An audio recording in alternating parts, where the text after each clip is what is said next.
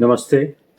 On behalf of Arya Pratni Sabha America and all the Arya Samaj community across North America, I extend my heartiest congratulations and greetings for the Hindu Heritage Month.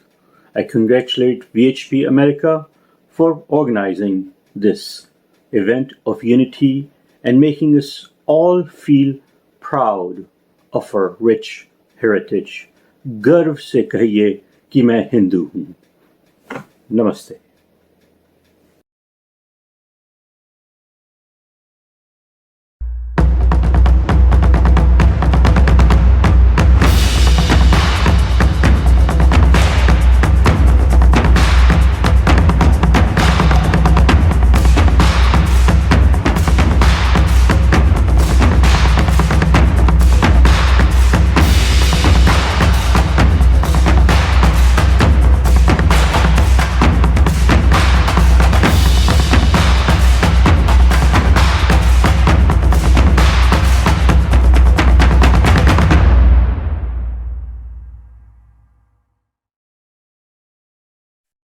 Namaste from Kona.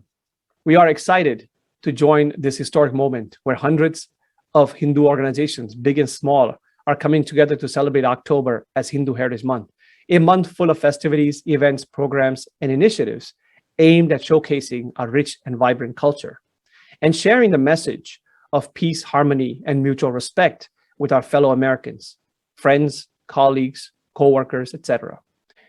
I congratulate the Vishwa Hindu Parishad of America for spearheading this important initiative, as well as helping organizations come together, whether it's temples, spiritual groups, cultural groups, linguistic groups, and everybody else to celebrate in unity and in solidarity. Namaste. Gita Wise is very happy to be part of the Hindu Heritage Month, during which we celebrate the pious, precious, and eternal Hindu culture. It is exciting to showcase the richness of this culture while getting to know the principles and ideologies of Sanatana Dharma. It's an excellent opportunity for the entire world to witness the ideologies of Vasudhaiva Kutumbam. Come, join us, and deep dive into this rich culture while embracing openness, purposefulness, and experiencing divinity. Namaste. On behalf of the Hindu American Foundation, I'd like to congratulate the Vishwa Hindu Parishad of America for the inauguration of Hindu Heritage Month. I'm Isan Katir, the Hindu American Foundation California Advocacy Director, and this is especially gratifying because here in California we've played a key role in Hindu Awareness and Appreciation Month resolutions for the past 7 years, since 2013, sponsored by Assemblymember Ash Kalra again this year. So all best wishes from HAF. Hindu Speakers Bureau is proud to sponsor HHM. Hindu represent one of the newest and fastest growing communities in the West. We are rock solid by family structure and love for education. We have great scriptures. We have vibrant art, dance, music, yoga, meditation, mindfulness, Ayurveda, and of course, great delicious food for this month-long October celebration. Enjoy. Namaste. Hindus of Greater Houston takes pride in jointly celebrating the Hindu Heritage Month. Let's turn our focus and make this a collective effort to encourage Hindu youth, engage in selfless service and educate all by voicing Sanatana Dharma and its values. Namaste, my name is Arnav and I'm the President of Hindu Students Council. On behalf of HSC, I'm so excited for our organization to be part of this year's Hindu Heritage Month in October. Our students celebrate so many festivals in the month of October, including Diwali, Navratri, and Durga Puja.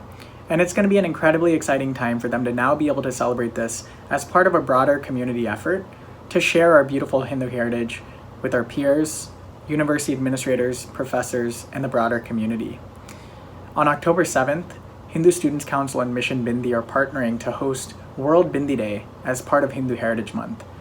What better way is there to celebrate our identity, our civilizational heritage, and the struggle that we've faced for millennia than by celebrating the Bindi, which is an ancient symbol of our Hindu identity and one that really depicts the challenges that Hindus have faced and what we've endured for thousands of years.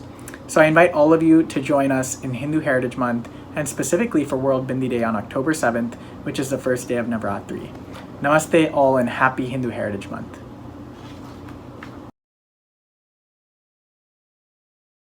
Vishwa Hindu Parishad call to celebrate the month of October as Hindu Heritage Month is very timely, and Hindu Swayamsevak Sangh will be participating with enthusiasm. We always celebrate Vijayadashmi as our foundation day.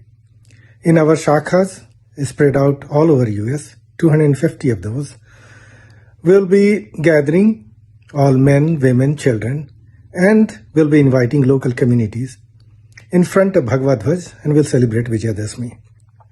In addition, Seva Diwali, mixing concept of Seva with Diwali, will be another highlight. Hindu communities in our 100 cities, Hindu Swayamsevak Sangh will be coordinating a drive collecting dry food, canned food, and donating it to the local pantries. So this year, this will be extended to 100 cities. Hindu Women's Network is proud to be part of the Hindu Heritage Month celebration during the month of October. Let's all awaken the Shakti within. Hinduism has always worshipped female divinity in form of Shakti. Let's be the Durga, a symbol of strength and courage, standing up for justice, love and protection. Namaskar.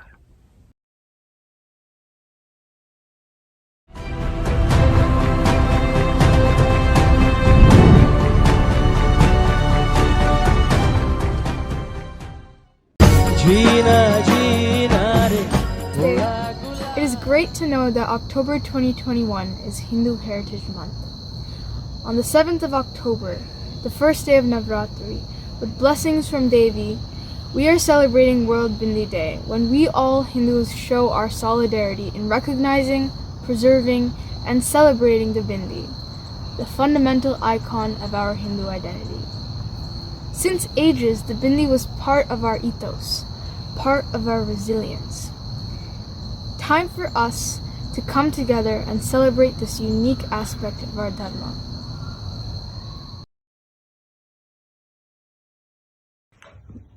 Namaskar, this is Ramaswamy from PreaseForYou.com.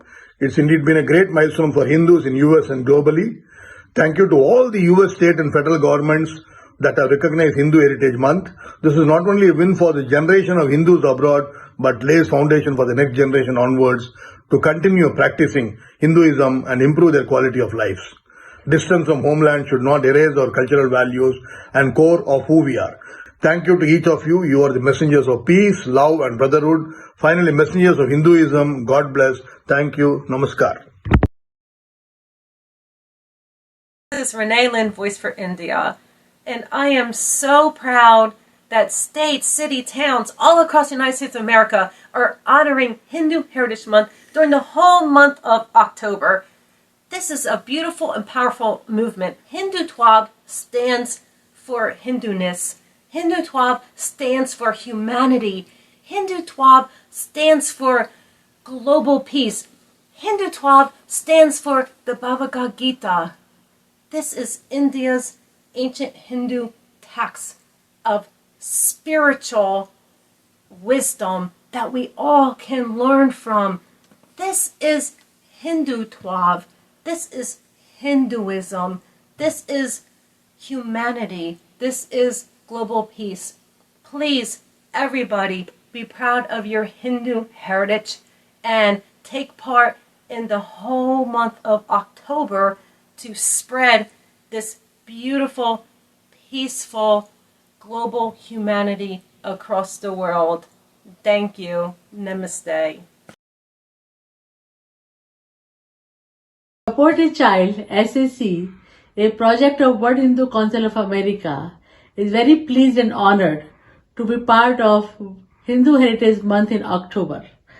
On behalf of SAC team, we wish this event to be very successful, and I hope the Hindu Heritage Month is being celebrated year after year. Namaste.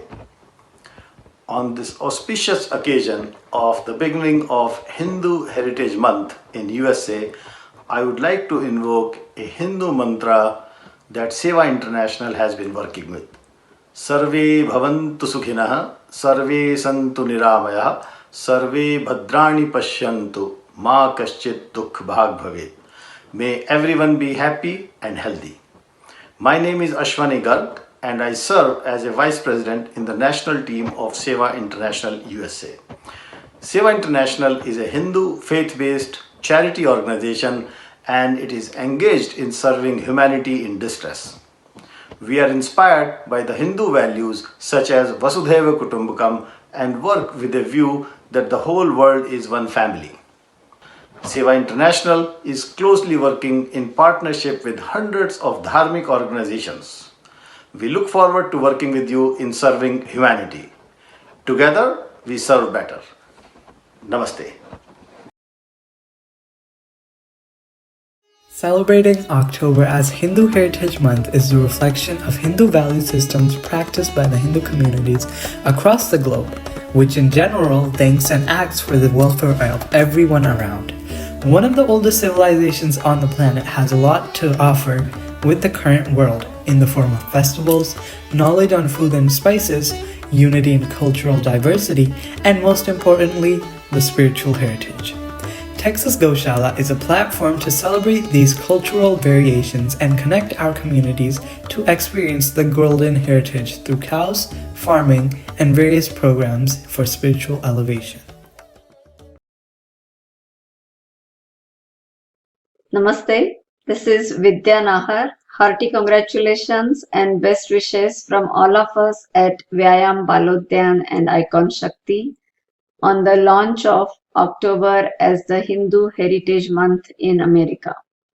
May you succeed in your mission of uniting all the Dharma organizations, spreading the awareness about Hindu heritage and culture, and raising voice on issues of social concern. Namaste.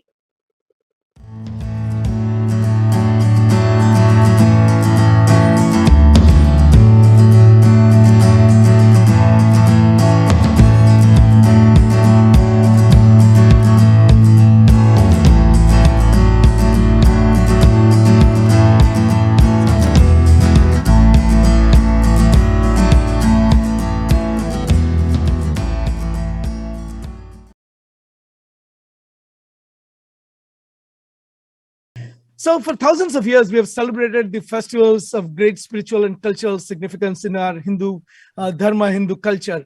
Today, we are adding another festival in the Hindu calendar, and that is the Hindu Heritage Month. The essence of Hindu Heritage Month is to celebrate the Hindu contributions in every aspect of the life, from art and science and medicine and technology, entrepreneurship, and of course, spirituality. Okay, the essence of Hindu Heritage Month is to celebrate the idealism of Sri Ram. The essence of Hindu Heritage Month is to celebrate Dharma that Sri Krishna taught us in Bhagavad Gita. The essence of Hindu Heritage Month is to celebrate the annihilation of evil by Kali Mata, and the knowledge given by Saraswati Devi. The essence of Hindu Heritage Month is to celebrate the sacrifice of Dadichi. The essence of Hindu Heritage Month is equanimity that was taught by Bhagwan Mahavir, and the essence of Hindu Heritage Month is the tranquility that was taught by Gautam Buddha. The essence of Hindu Heritage Month is the defense of Hindu Dharma as exemplified by Guru Gobind Singh. And the essence of Hindu Heritage Month is the struggle for equality that Dr. Ambedkar taught us. The essence of Hindu Heritage Month is espousal of truth by Mahatma Gandhi, and it is the sense of Hindu unity that was instilled among all the Hindus by Dr. Hedgewar. The essence of Hindu Heritage Month is the selfless service of our sadhus, our sadhvis, and the pracharaks who work in this society. The essence of Hindu Heritage Month is the compassion that saints or today's saints like Mata Amritanandamayi, the Hindu education that was propagated in America by likes of Swami Chinmayan, the non-violence and education by Muni Sushil Kumar in America, and the mandirs that have been built by the BAPS organization, and the Kriya Yoga and the yoga in general that is taught by Sri Sri Ravi Shankar and Sadhguru and all the other saints of today. The essence of Hindu Heritage Month is the essence of Hindu Dharma. And the essence of Hindu Heritage Month is the tattva of Hindu Dharma for this millennium and many millennia to come. With that, I welcome everyone to Hindu Heritage Month, inaugural Hindu Heritage Month of 2021, the first in many, many, many that are yet to follow. Thank you and namaste. Namaste to my family and honored guests from across the globe. It is a very humbling moment. And my duty is outreach and support for Hindu Heritage Month. And I'm going to start with the shlokas. Om Purnamida Purnamidam Purnat Purnamuduchyate Purnasya Purnamadaya Purname Vashishyate. And the other one that I really, really like about our dharma is Aham Brahmasmi. With that is this energy that all of us can take this message of the Sanatan Hindu Dharma to across the globe. And we're starting this idea of Hindu Heritage Month started in January 2021 with 2 people. And today we have thousands in attendance and hundreds of organizations joining. We hope by the next year, we'll reach to all 1 billion Hindus across the globe. I would like to all of us to join and spread the word of Hindu Heritage Month. Join the movement on hindumonth.org. And please also don't forget there is a donate button there. Dharmansh ke bina kuch nahi hota. Dharmasya moolam artham, right? So we need support. We need you to spread the word. We need to join the movement, do the programs everywhere, and celebrate. We just want to celebrate our heritage. We are a thousands of year old heritage behind us, strength behind us, and we are complete in ourselves. So that is the strength we carry. So like from 2 to thousands and from thousands to billions. Dhanyavad. We started coming to US and Canada in mid-60s. After establishing a good financial base for our families and guiding our next generation to be model citizens of their adopted land, it was clearly time for us, for the 4 million strong Hindu community in North America, to talk about its rich cultural heritage, rooted in the principle of dharma. It was this simple thought that gave birth to the concept of Hindu Heritage Month. I feel truly honored and privileged to be given the task of helping organize this effort along with my team members. Diversity and inclusiveness being the core pillars of the Hindu ethos, we decided to model this month-long celebration on the principle of open architecture, which means all organizations with dharmic value system are welcome to be our partners. All partners are free to celebrate, hold events in their own way, on their own time, and come together and share and celebrate our shared culture. We're truly gratified to have more than 50 organizations already registered and many more ready to join. And I just feel truly gratified with that. With that, I'll close my remarks and thank you very much. Enjoy the rest of the evening. Thank you, Jayji. Namaskar to everybody. As we know, the Hindu philosophy traveled to other parts of the world, not by the power of sword, but by the sheer power of its thoughts and ideas. When Vivekananda addressed the Parliament of Religions in 1893, he began with 5 words, brothers and sisters of America. On hearing this, all present there stood up on their feet and clapped non-stop for 2 minutes. It signified Hindus are not about I, me, or myself. Instead, Hindus believe in Vasudev Kutumbakam, meaning all world is one family. It is our duty to share these beautiful concepts with all. The purpose of celebrating October as Hindu Heritage Month is twofold. Number one, to engage non-Indians and non-Hindus and educate them about our culture, about our heritage, and about our philosophy. The second part is to engage and educate and connect our next generations to their roots and have them feel proud of their heritage. That's Namaste. Perhaps never before has there been a greater need for the mankind to reflect on the Hindu heritage that offers the agile and adaptive framework of all-inclusive human excellence. The term Sanskriti alone can express this exceptionally profound gift for humanity from the Hindu heritage. This fusion of Sam with Kriti becomes Sanskriti, as Sam signifies an all-pervading expansiveness with a sense of equilibrium. So Sanskriti is the Kriti or creation that is embracing Sam or universality. Therefore, Sanskriti by nature is totally uplifting for all people in all places at all times. Hindu Sanskriti upholds this promise to infuse, inspire, and enhance inclusive human excellence. Therefore, the Hindu heritage nurtures the qualities that bind and bring together the world by infusing cordiality, friendship, and affection for the world as a family. That's why Hindu Sanskriti continues to flourish through the millennia as a natural choice of the mankind in search of human excellence, where even moksha is not out of bound. Yajurved mantra Sa Prathama Sanskritir Vishwavara defines Sanskriti as the pioneering and all-embracing model which inspires all people for generous giving. This first or Prathama Sanskriti nurtures all with an uninterrupted passion for sharing their auspicious abundance to the whole world. Such a versatile Sanskriti, having global footprints, is rooted in the Indian subcontinent, the Bharatvarsh, so it's popularly known as the Hindu heritage also, which is synonymous with the Vedic Sanskriti, Rishi Sanskriti, Bharatiya Sanskriti, and Dev Sanskriti. Hindu heritage transforms an individual into the free-spirited knowledge seeker. Hindu Sanskriti endows its seekers with the unlimited freedom of inquiry in a truly empowering republic of free thought. Vedic Sanskriti enables a versatile, open source, open architecture platform of total life cycle management for achieving human excellence enriched on the robust foundations of Varnashram Dharma.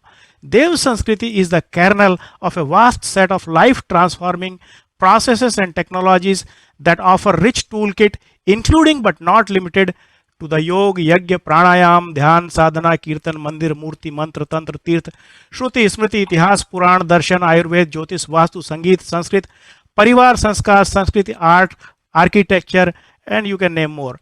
This also includes a diversity of festivals and pluralistic traditions that honor divine in the nature. Hindu Sanskriti is the living embodiment of experiences like Vasudha Kutumbakam. Never forget that the Sanskriti is a lived experience, so Sanskriti is not available for borrowing and Sanskriti cannot be imported either. Therefore, as the inheritors of this priceless Sanskriti, we must totally commit ourselves to protect, preserve, and share generously our Hindu heritage for a better world, so that this Vishwabhara Sanskriti can unleash the conditions of Sarve Bhavantu Sukhina for the humanity here and now. Om Shanti. Hindi में एक वाक्य, इस देव संस्कृति दिग्विजय अभियान की शुरुआत जो हो रही है उसमें आपकी आहुतियां बढ़ चढ़ कर शामिल हों, इसी प्रार्थना के साथ नमस्कार। Thank you, Praladji, for your kind introduction. Above all, I am a Hindu person. So I think that's the most relevant thing to be joining this event today. Thank you all, the organizers, having invited me to this great event, first of its kind. Let me extend my best wishes for the grand success of this event. I take this opportunity also to greet all the Hindus for the upcoming Navaratra, Vijayadashami, Diwali, and Tihar, we call it, along with other festivals of this year. I commend Vishwa Hindu Parishad for organizing this event at the eve of the greatest Hindu festival of the year. For me, religion is about values of life and living that some of the speakers have already addressed to. It is an ideal for living with humanity while respecting all living beings, adopting non-violence and tolerance in daily life, and working for peace in a civilized human world. Religion is our belief, religion is our way of life. In this sense, it is a body of spiritual knowledge about how we should live and put in self-discipline our lives according to the best of the moral and spiritual values. It thus denotes virtue, morality, honesty, giving, and spiritual practices for fostering peaceful world order and putting our souls at peace. A person who practices any sacred faith is following some family, community, or social values as living law, which bars a person from indulging in immoral, unethical, or violent acts that hurt all living beings. Religion, thus, for me, establishes some social and moral norms of society, our conduct, and a feeling of togetherness. All the Santa Mahanta and all the scholars, their distinguished personalities. I understand that Hinduism, covering nearly 1/6 of the global population, is one of the world's oldest resilient and continuing religion. It is a composite religion as it contains many traditions that have been evolved over time as religions in themselves. I also know that its oldest beliefs and practices are rooted in prehistory, which dates back to thousands of years. I understand that Hinduism has its own faith but doesn't seek to change the faith of others. It acknowledges the existence of other faith-based religions. By conceiving Vasudeva Kutumbakam, Hindus regard the world as a big family and believe to coexist with people of other faith. In essence, it is an open religion with no dogma or strict rules. I believe that every person is free to choose his or her values and faith. It is a human right issue as well. In this context, I would like to express my concern over some of the forceful conversions taking place in religion.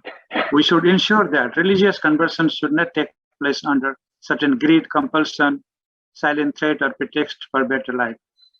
Often we have seen illiterate, poor, deprived, and socially excluded people converted through unethical means. We should avoid all kind of push and pull factors behind such conversion. Distinguished panelists and participants, this 21st century has a lot of social and economic disorders.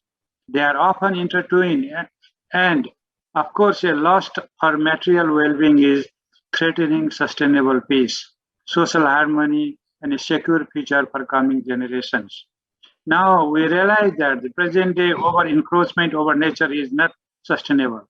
In this regard, I like the Hindu concept of worshipping the earth, water, air, fire, and space. These elements are foundations of an interconnected circular flow of life, and we can achieve sustainable human development by conserving, harnessing, and protecting the nature. Respect of nature can thus be seen as a manifestation of a responsible development practice as well. This would eventually serve the humanity and avoid disasters and pandemics like the ones we have been facing in the recent years.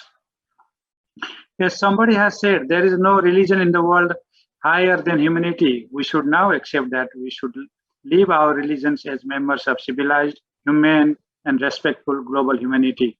For me, through religion with humanity, we can satisfy our soul and make building blocks of compassion, love, and respect to each other's heart.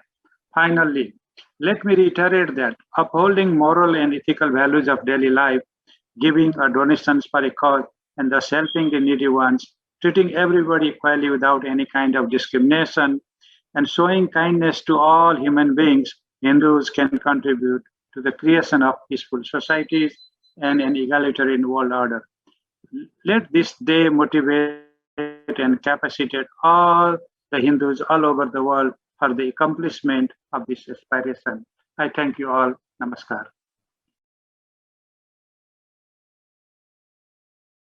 My namaskar to all the honorable guests.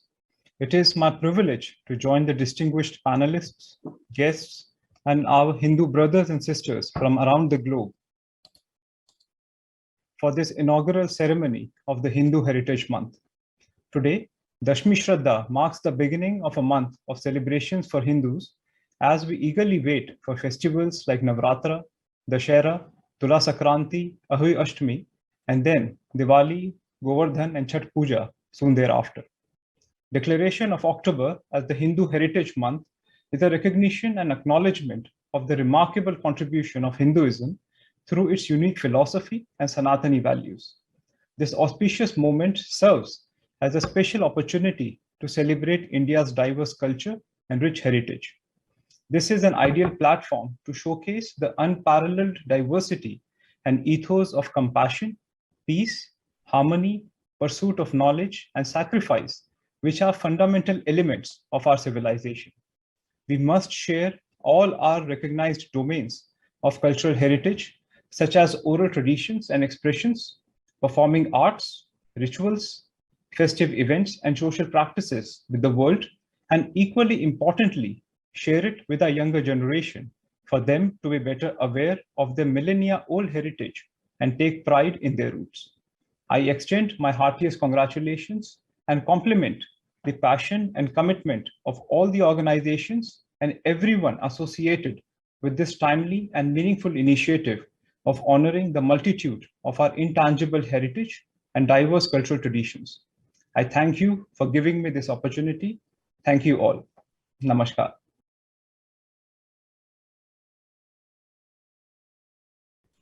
Yes, you are.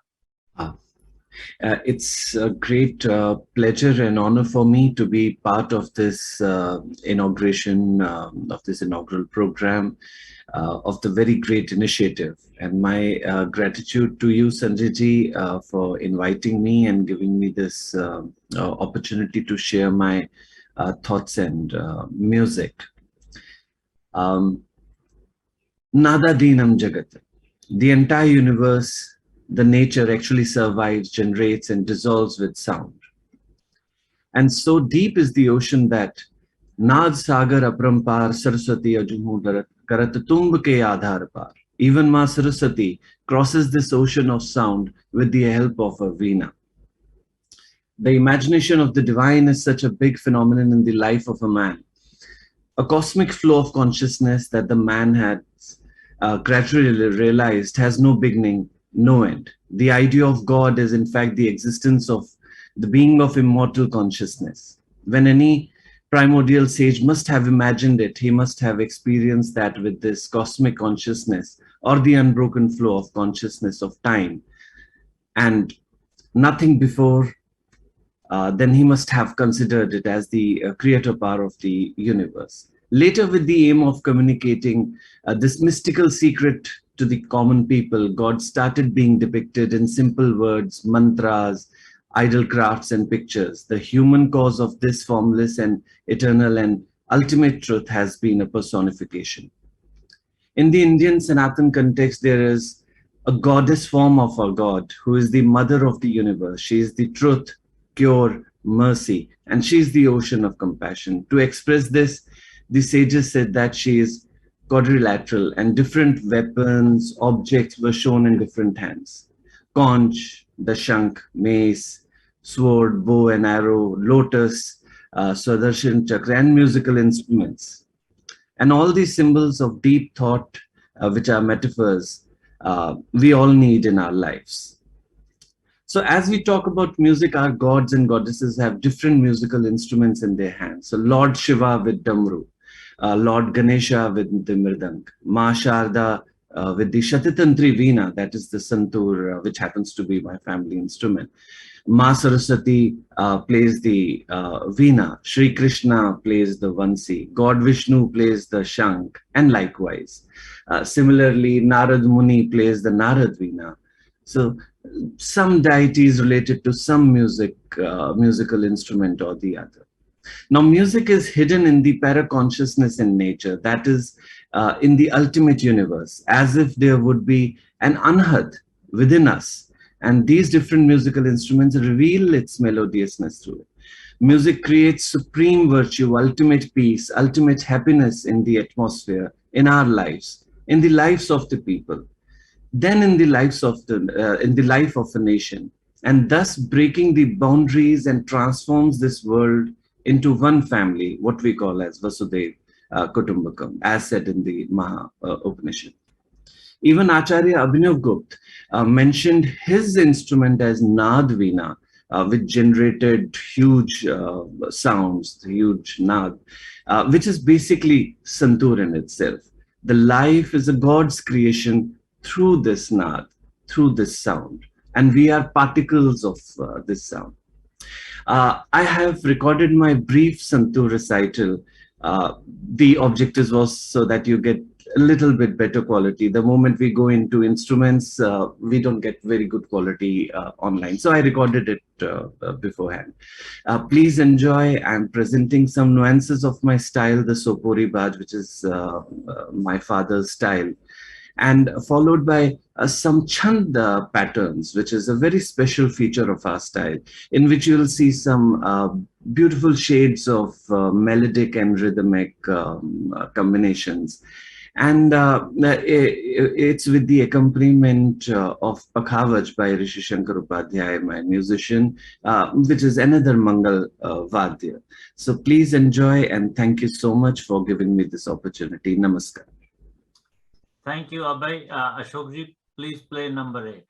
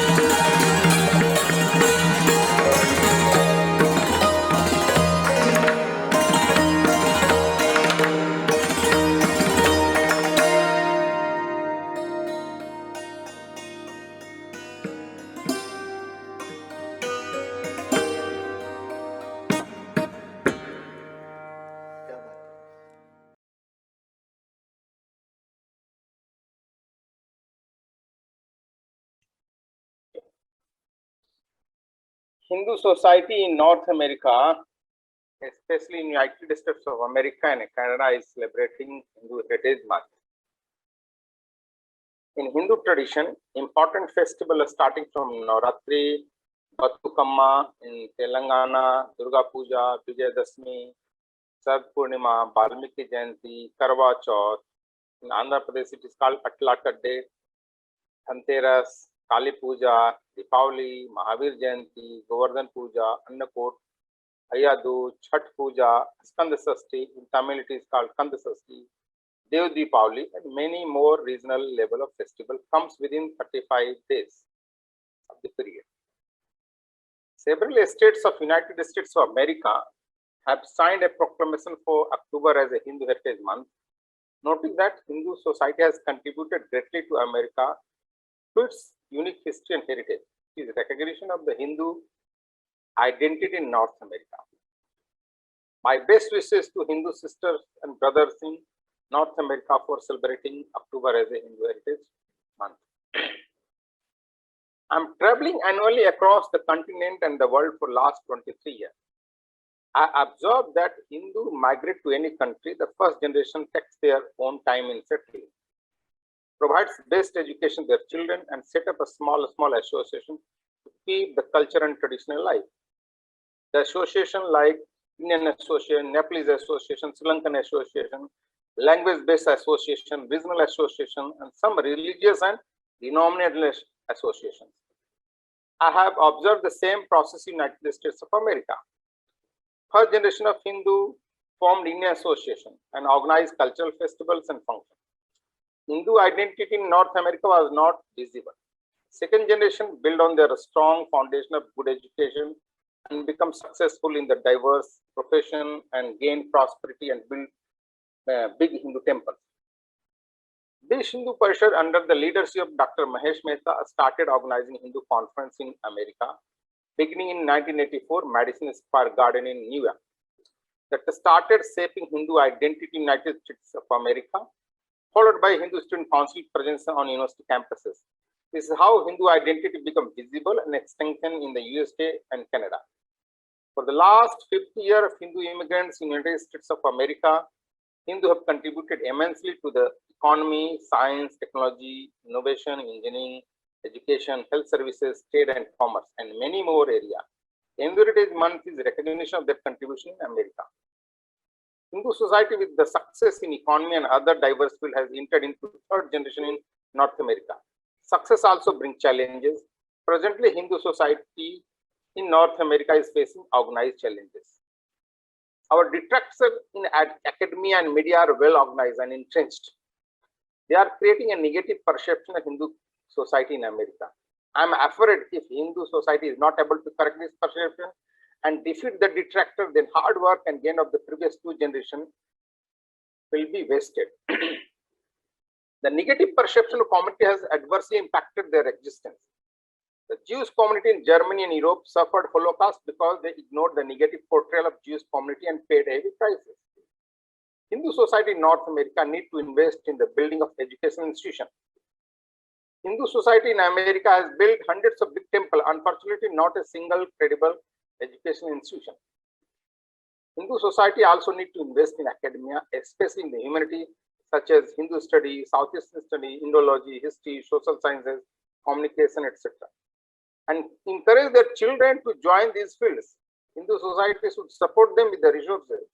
There is a popular saying, one who controls the communication, control the mind of the people. Academia influence media. Media create perception. Perception become reality. Unfortunately, Hindu community has not learned from the past. We have seen the partition of Bharat. Hindu community was prosperous in present-day Pakistan, Sindh, Punjab, and present-day Bangladesh. Hindu who have migrated to USA from the Pakistan, Bangladesh after partition has not learned. Hindu community in Africa was prosperous and flourishing. One day they find their world is ups and down. 3 generations of accumulated prosperity lost. They have to leave their country as a refugee in Europe and America. Now in America, they are very successful in business, but not learning from the American experiences. Hindu community in Caribbean and Fiji were also flourishing, and their world also changed overnight. They become refugee and immigrants in USA, Canada, UK, New Zealand, Australia. They're also not ready to learn the lesson. Hindu society need to come out from their comfort zone of tan, ghanti, puja, mandir, ashram, katha, pravachan, dance and drama. I am not against all these, but these are not only important aspects of attention of a Hindu community. We need to think beyond our comfort zone. When a community is facing organized challenges, one cannot face individually. Community need to organize. When Hindu detractors are organized, Hindu to organize themselves to mount organized response. Often I am asked a question, when Hindu will be shown respect in the world? My answer is simple. The Hindu society will command the world respect only when its present generation and next generation work hard intelligently, using their mind resources in the right direction. Hindu society need to organize and fight like a mechanized army, where infantry units are well supported by armor, personal carrier, infantry, fighting vehicle, artillery, signal corps, supply corps, and then only victory is ensured in the battlefield. If only infantry is fighting, then 100% chances of losing the battle. Presently, Hindu society is not fighting like a mechanized force with detractors. The last, I want to remind the few lines from the poetry of great poet Ramdhari Singh Dinkar. Summer शेष है, शपथ धर्म की लाना है, summer शेष है, नहीं पाप का भागी केवल त्याग, जो तटस्थ है समय लिखेगा उसके भी अपराध. I don't know how to translate fully the deeper meaning of Hindu poetry in English, but I will try to convey the essence of the poetry. The battle is on, the enemy is organized, less number of defenders are fighting with their all strength and spirit. A large number of people from the side of defender watching this battle indifferently.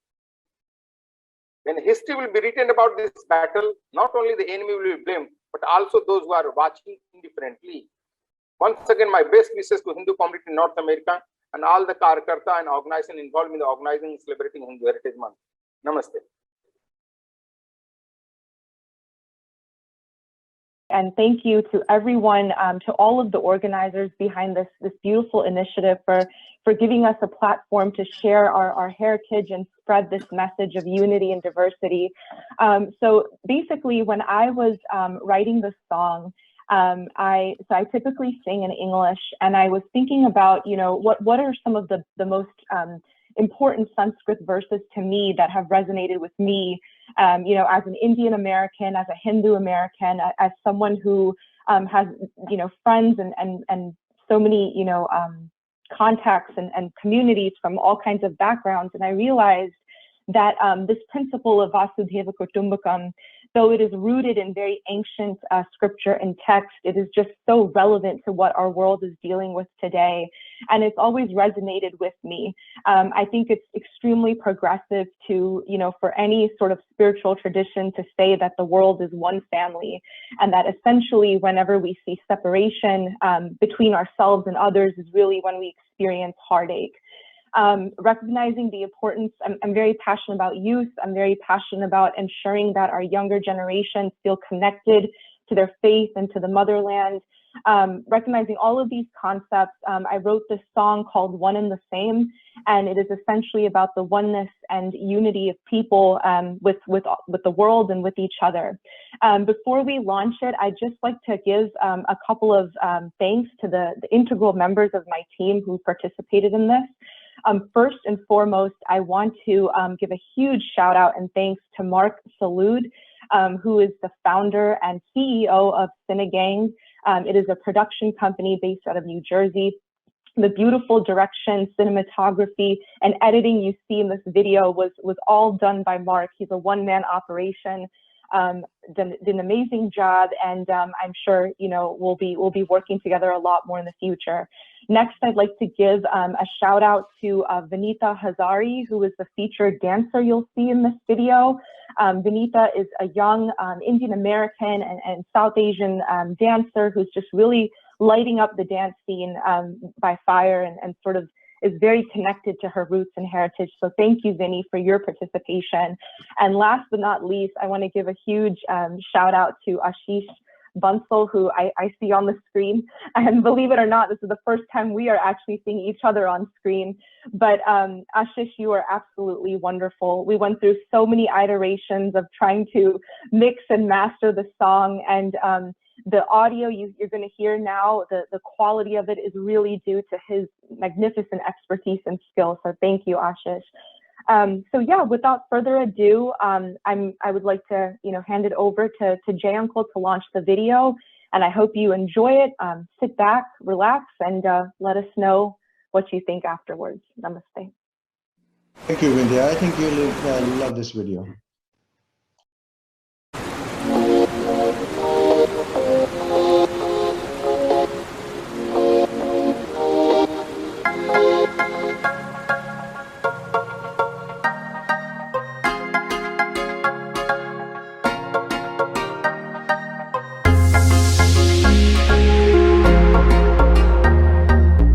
It can be hard to see the light when so much is wrong. My heart is welling up inside me.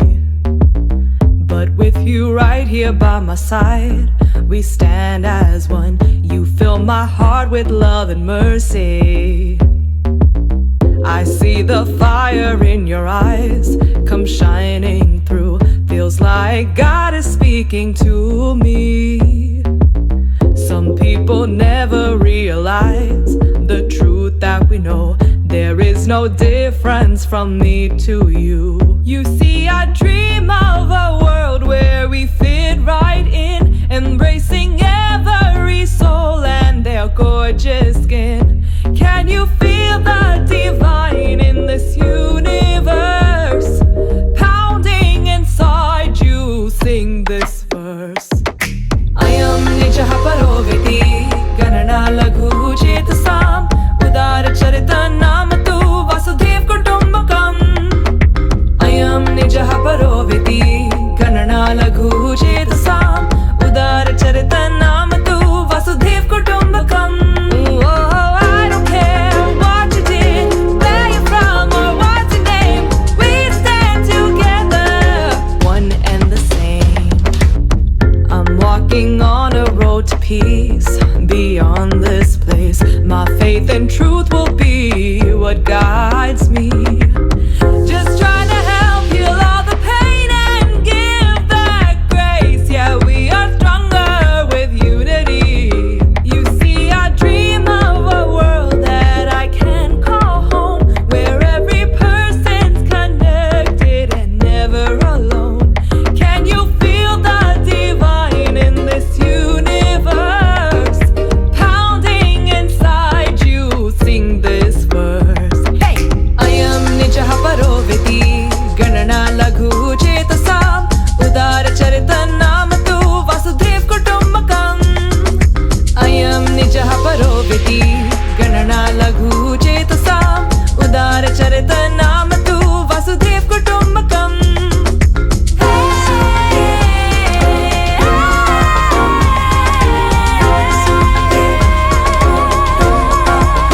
I don't care what you did, where you're from, what's your name. We stand together, one and the same.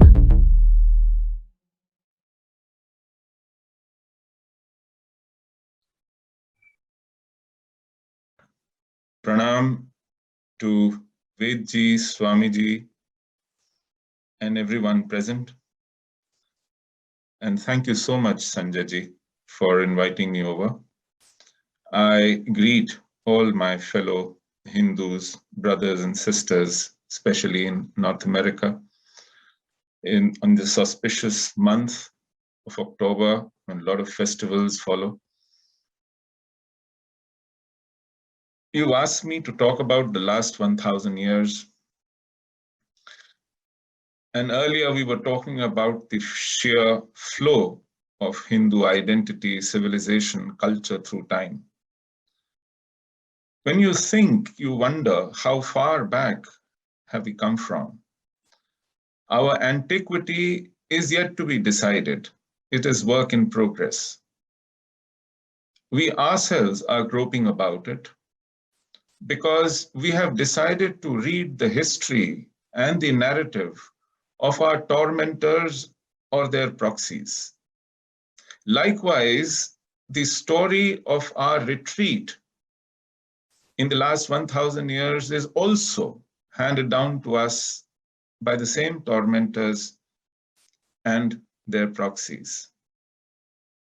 The reason why we ask ourselves this question as to who are we, where are we from, and what has happened to us is because even today, there's not a single university or institution of any reckoning where Hindu studies are being pursued, funded, and large number of bright students offering it as a discipline to pursue in their lives. I was delighted to visit the School of Hindu Studies in Oxford, in a very small, modest building, but at least there is one here in UK. Not a single university of any reckoning in India. What a shame. And today, when we fight the battle of narratives, it is this narrative that is handed down to us and we struggle with, we fumble around, and we try to find truth, try to find fragments of evidence that could tell us as to what happened. It is almost 1,310 years when the brutal assault started, 711 Common Era to be precise, when Muhammad bin Qasim, an Arab, almost a teenager at that time, leading a band of marauders and barbarians, invaded Sindh, and after repeated invasions, dislodged Raja Dahir and established the first foothold. There have been struggles, there have been valiant fights, and it took almost 480, say 5 centuries, when Delhi fell in 1192 to Muhammad Ghori from Prithviraj Chauhan. We have tales and fables. We are yet to know properly or tell our progeny what happened. And then we are told about successive dynasties culminating into Mughals, and finally a colonial onslaught.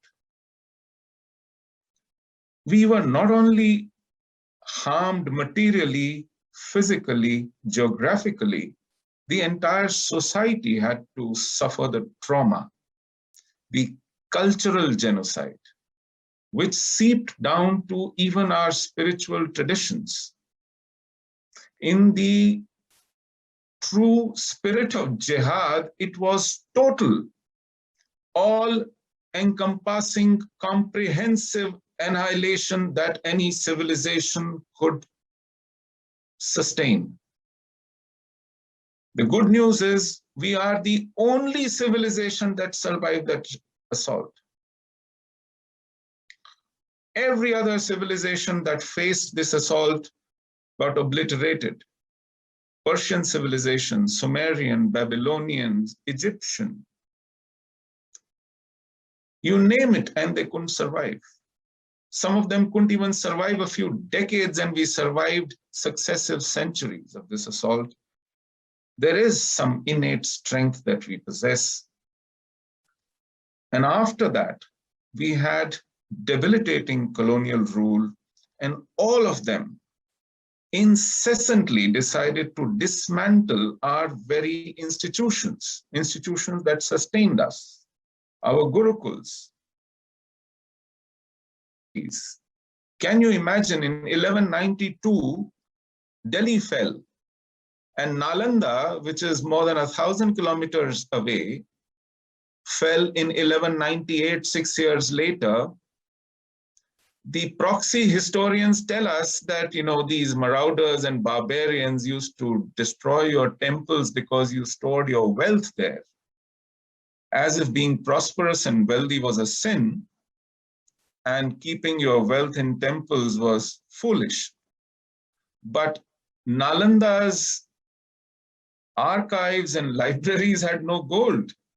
They were just manuscripts. The monks there bore no arms. They created a pyramid of skulls out of those monks, and they burnt our libraries that smoldered for months.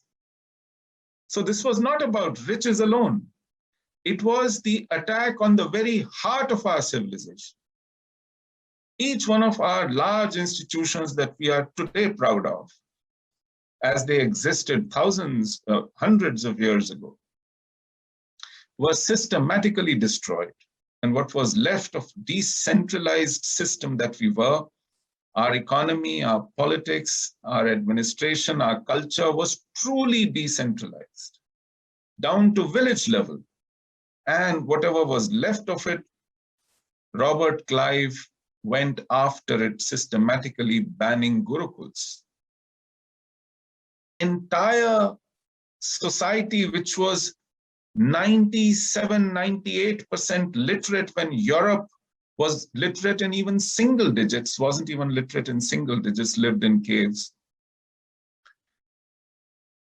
We were brought down. We were destroyed. They didn't come here because they were on a tourism trip or a pilgrimage. They came here because we were rich, we were prosperous, and they plundered us. When they left us, our share in global economy was less than 2%. Compared to when they came here, it was more than a quarter. When they left, when the colonialists left, our average age expectancy, life expectancy, was 27 years. We were struck by famines, by pandemics, epidemics, grinding poverty, malnutrition. This is how they left us, a prosperous country which was attracting people from all over the world, travelers from all over the world, seekers, students, teachers from all over the world. I'll give you an example. Kashmir was the epitome of this civilization. If we are proud of our Sanskrit heritage and its entire body of knowledge traditions, almost all of them had their origins, fountainhead, in Kashmir. Today, I, as a representative of the Kashmiri Hindu community, am sad to tell you, the last Kashmiri scholar, authentic Kashmiri scholar, called Pandit Neelkant Gurtu, passed away in 2008. In my community, which was the teacher of Sanskrit to rest of India, where scholars and teachers and seekers came from all over, we, the inheritors of the mantle of Acharya Abhinav Gupta, have no Sanskrit scholarship left amongst us. I must again tell you that we have, all Hindus have something called Griha Sutra. Griha Sutras are the rituals, the practices that keep your tradition, how you live as a Hindu, your living tradition. I wasn't aware of the fact that our Griha Sutra is Logakshi Griha Sutra, Kathak Shakha. The last practitioner of these Griha Sutras, Pandit Kashinath Handu, we lost him in 2012. My community has lost a tradition of these rituals and these practices. What are these Griha Sutras? Every day, 5 Mahayagnas we do. And these yagnas are not those rituals. This is part of our routine. For example, the most important yagna is Rishi Yagna, which means we need to read scriptures and connect with the knowledge traditions every day.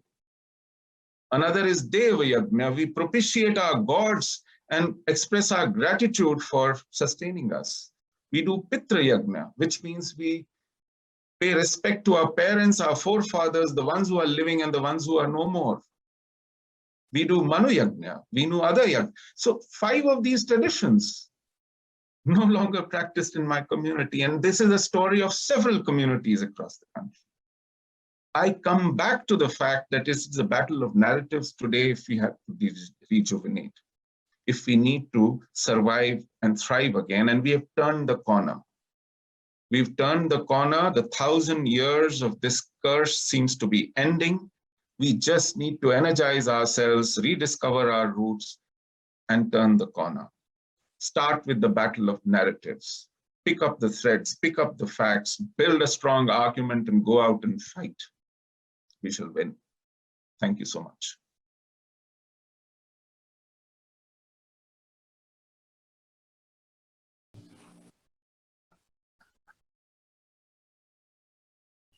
Sadhana Namaskar, everyone. I am delighted to be with you. I am in a beautiful Aspen, Colorado, speaking at the Aspen Institute in the next half an hour. So I'm going to take leave of you, but I'm honored to be with you. After respected Swami Vigyananand Ji and Sushil Pandit Ji, so articulated elegantly about the current status of Hindus in North America. And Sushil Ji talked about 1,000 years. And if you permit me, he reminded me of saying that poet talked about it and said, "Sun gam ke tarane ha, sun gam ke tarane dil dahlenge, hai purjosh kahani, aur yaad nahi to yaad kara दूं, तुमको याद पुरानी." So he reminded us of 1,000 years.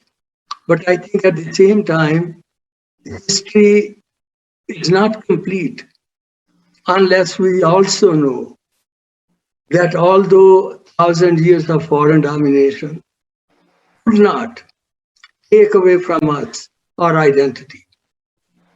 But at the same time, the question that we need to ask is, how come we, with all this strength in India, Bharat, that we fell prey to those people who were, as Sushil Ji said, marauders and came here with a few barbarians and took over the country.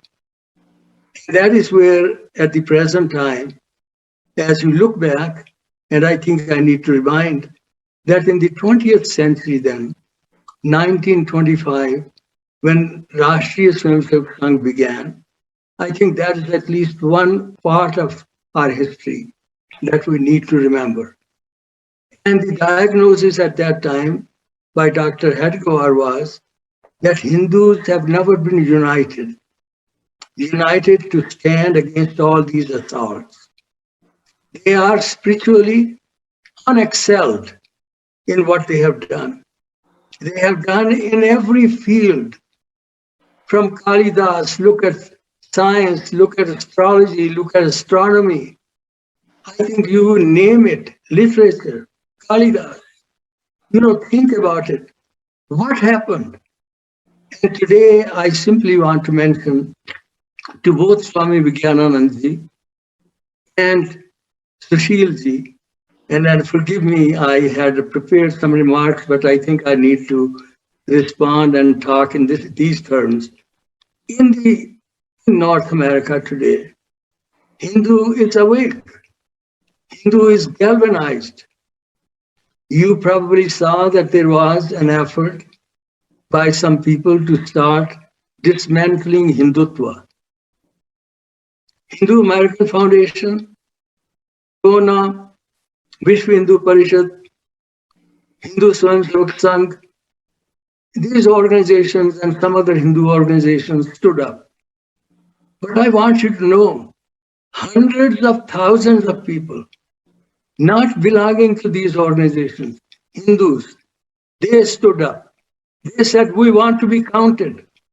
So Hindu is galvanized.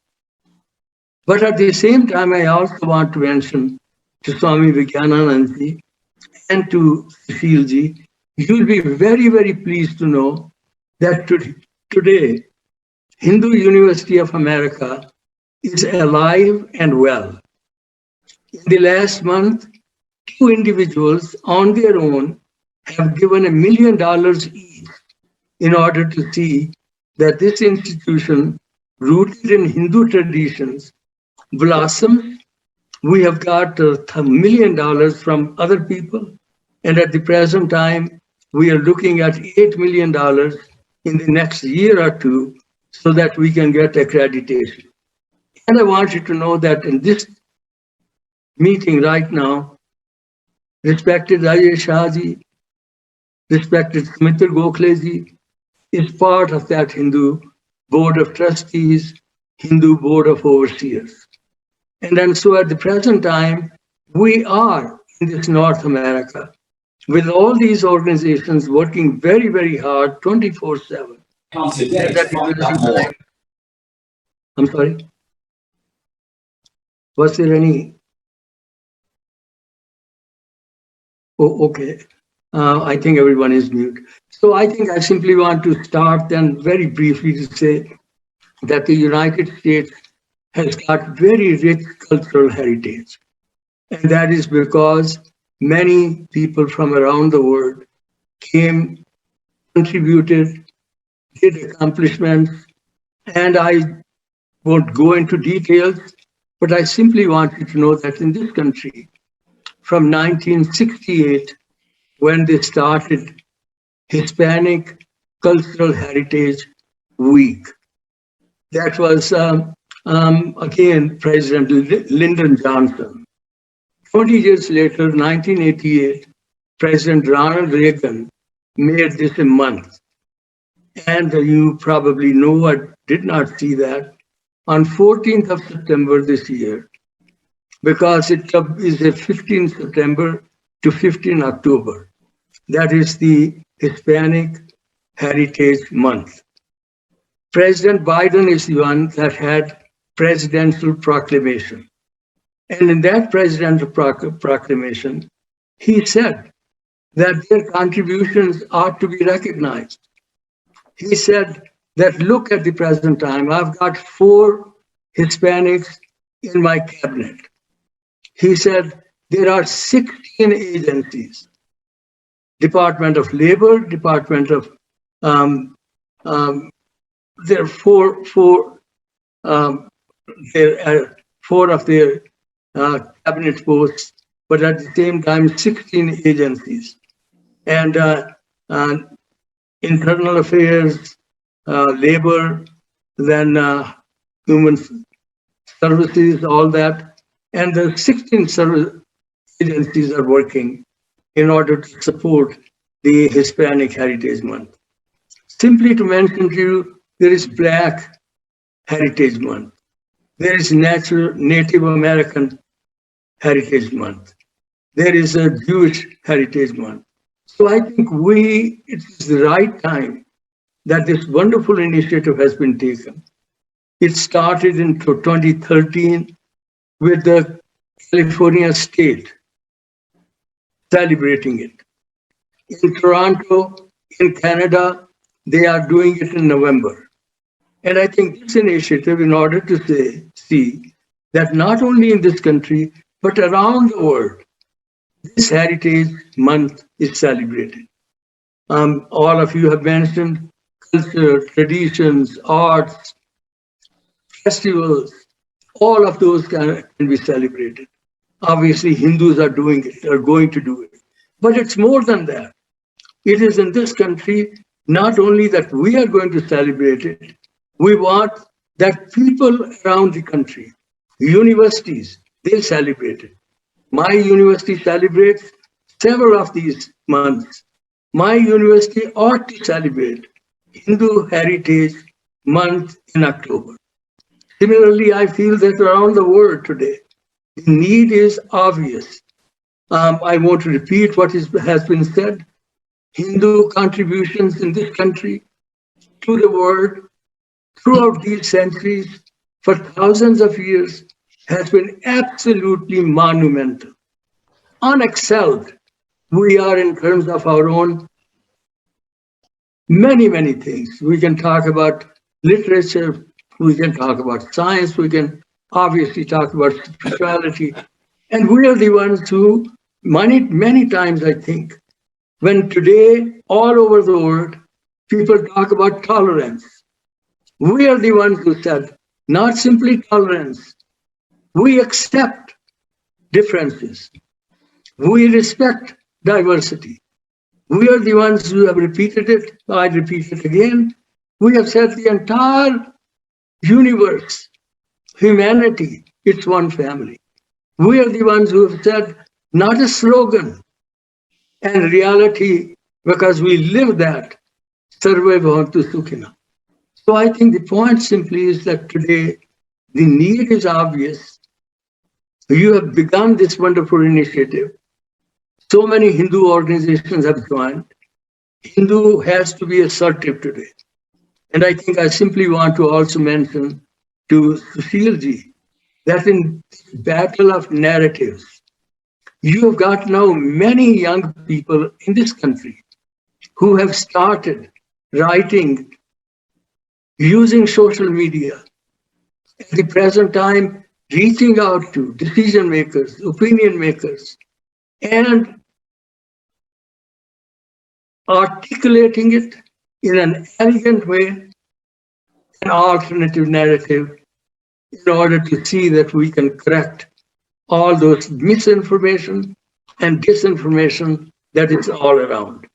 So I simply want to give you one message, and that is that the world is looking for Hindus to have their own values, Hindus to have their own traditions, Hindus to have their culture become a beacon, that it give others that light that has for centuries in Sanatan Dharma given us a lead as to how we should live our life, how we should live in harmony with others.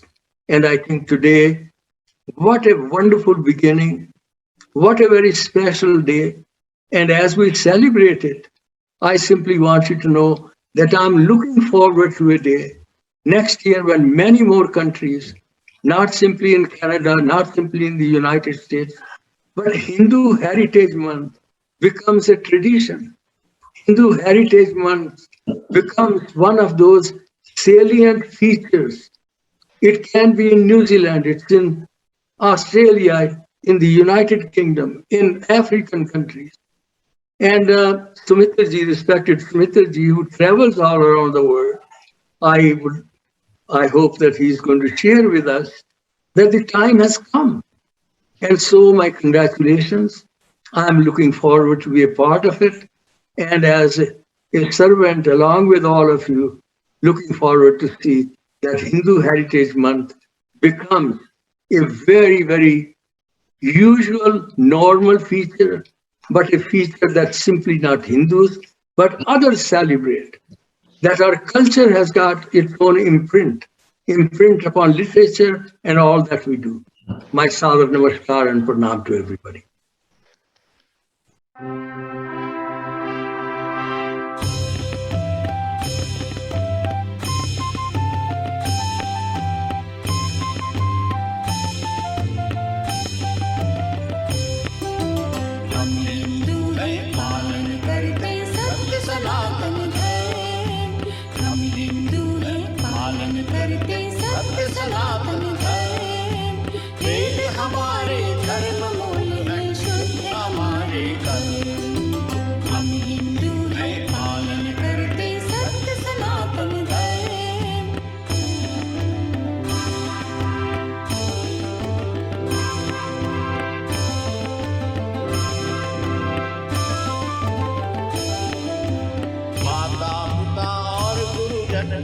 करते हैं सम्मान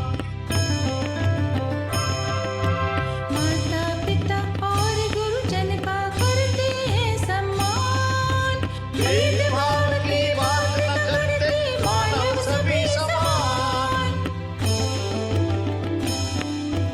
निर्मल तन मन वचन हमारा करते हैं सत्कर्म निर्मल तन मन वचन हमारा करते हैं सत्कर्म वेद हमारे धर्म मूल है शुद्ध हमारे कर्म हम हिंदू हैं पालन करते सत्य सनातन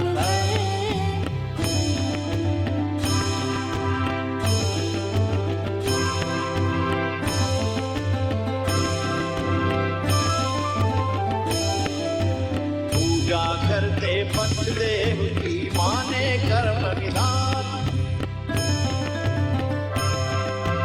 पूजा करते पंचदेव की माने कर्म विधान कण कण में ही सदा देखते हम व्यापक भगवान संध्या हवन भजन जन्म कभी न करते शर्म संध्या हवन भजन पूजन में कभी न करते शर्म वेद हमारे धर्म मूल है शुद्ध हमारे कर्म हम हिंदू हैं पालन करते सत्य सनातन धर्म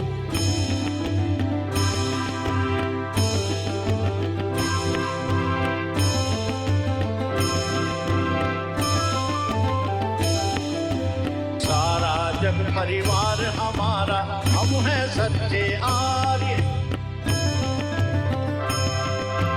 सारा जग परिवार हमारा हम हैं सच्चे आर्य जिससे होता हित सबका करते हैं वे ही कार्य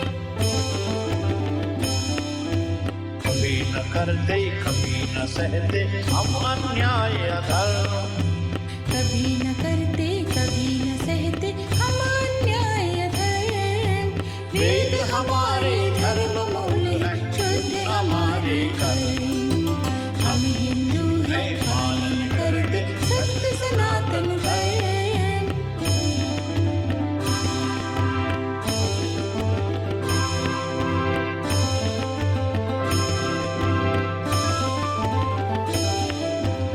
राम कृष्ण के परम पुजारी मन की है संतान राम कृष्ण के परम पुजारी मन की है संतान अपनी पावन परंपराओं पर है हमको मान सबसे प्यारा है जीवन में हमको अपना धर्म सबसे प्यारा है जीवन में हमको अपना धर्म वेद हमारे धर्म मूल है शुद्ध हमारे कर्म हम हिंदू हैं पालन करते सत्य सनातन धर्म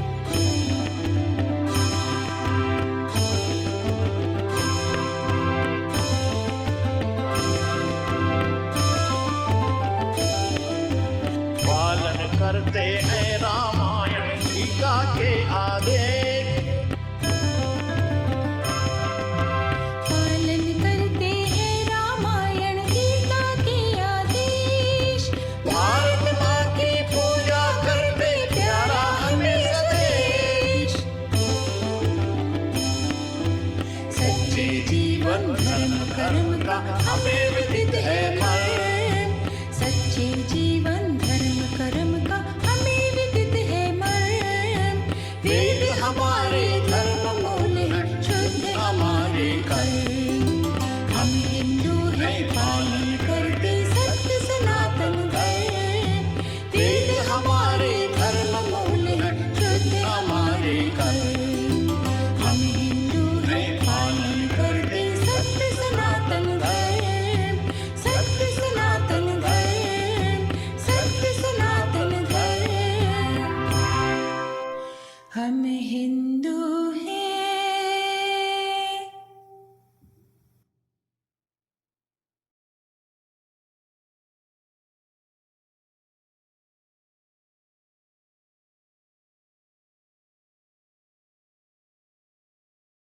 A melodic framework of musical notes. Rag Sangeet is the foundation of our music.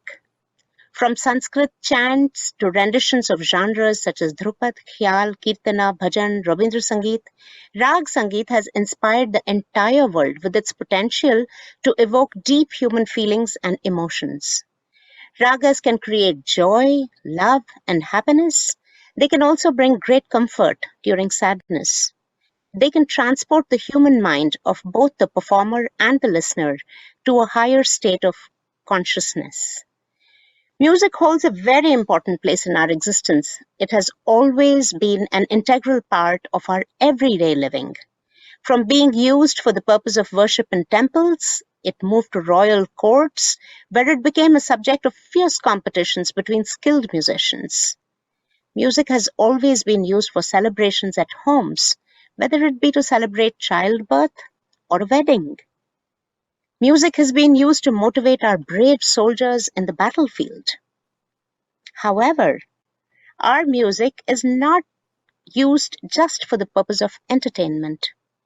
It is an art form of the highest order that allows us to go deep within ourselves, to meditate and to engage deeply with sound. For Bharatvasis, Naad is Brahma, meaning sound is equated to God. Through centuries, our Bharatiya Sangeet has withstood the tides of time. We still sing bhajans composed by Tulsidas, Meera, Tyagaraja, Shyama Shastri, Dikshitar, Purandar Das. Our Rag Sangeet is revered all around the world and will continue to do so for centuries to come. I believe that what medicine is to the body, Rag Sangeet is to the human soul. I will now sing a bhajan which was pre-recorded a little earlier in the morning. It is from the movie Sant Tulsidas. In 1939, this movie was released. The lyrics are by Pandit Indra and the music is by music director Gyan Dutt. Thank you for listening. Namaste.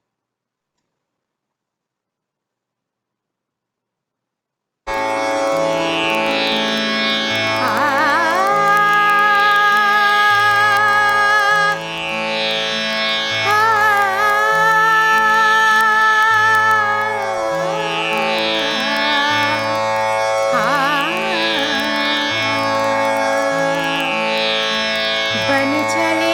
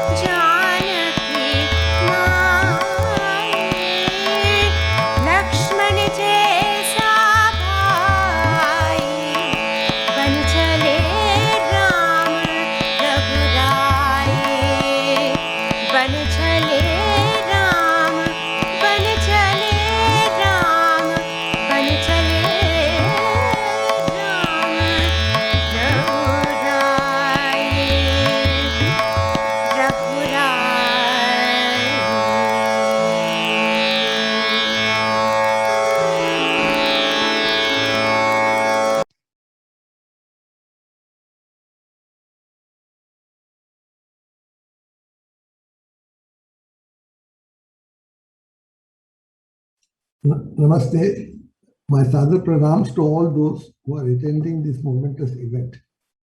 I would like to congratulate the Hindus who have worked hard to get so many states in the United States of America to declare October as the Hindu Heritage Month. This recognition shows the respect the Hindus in America have been able to generate about Hinduism. It's going to be an exciting month of October. I've been asked to speak on where I would like to see the Hindus to be as part of the world community in the years to come. On this occasion, it's only befitting to recall what Swami Vivekananda said at the World Parliament of Religions in the 1890s. These words have guided him in his mission to spread the philosophy of Hinduism, and they can be a guide to us today in 2021 and beyond. He said, "It has been one of the principles of my life not to be ashamed of my own ancestors. I'm proud to call myself a Hindu. I'm proud that I'm one of your unworthy servants. I'm proud that I am a countryman of yours, you the descendants of the most glorious rishis the world."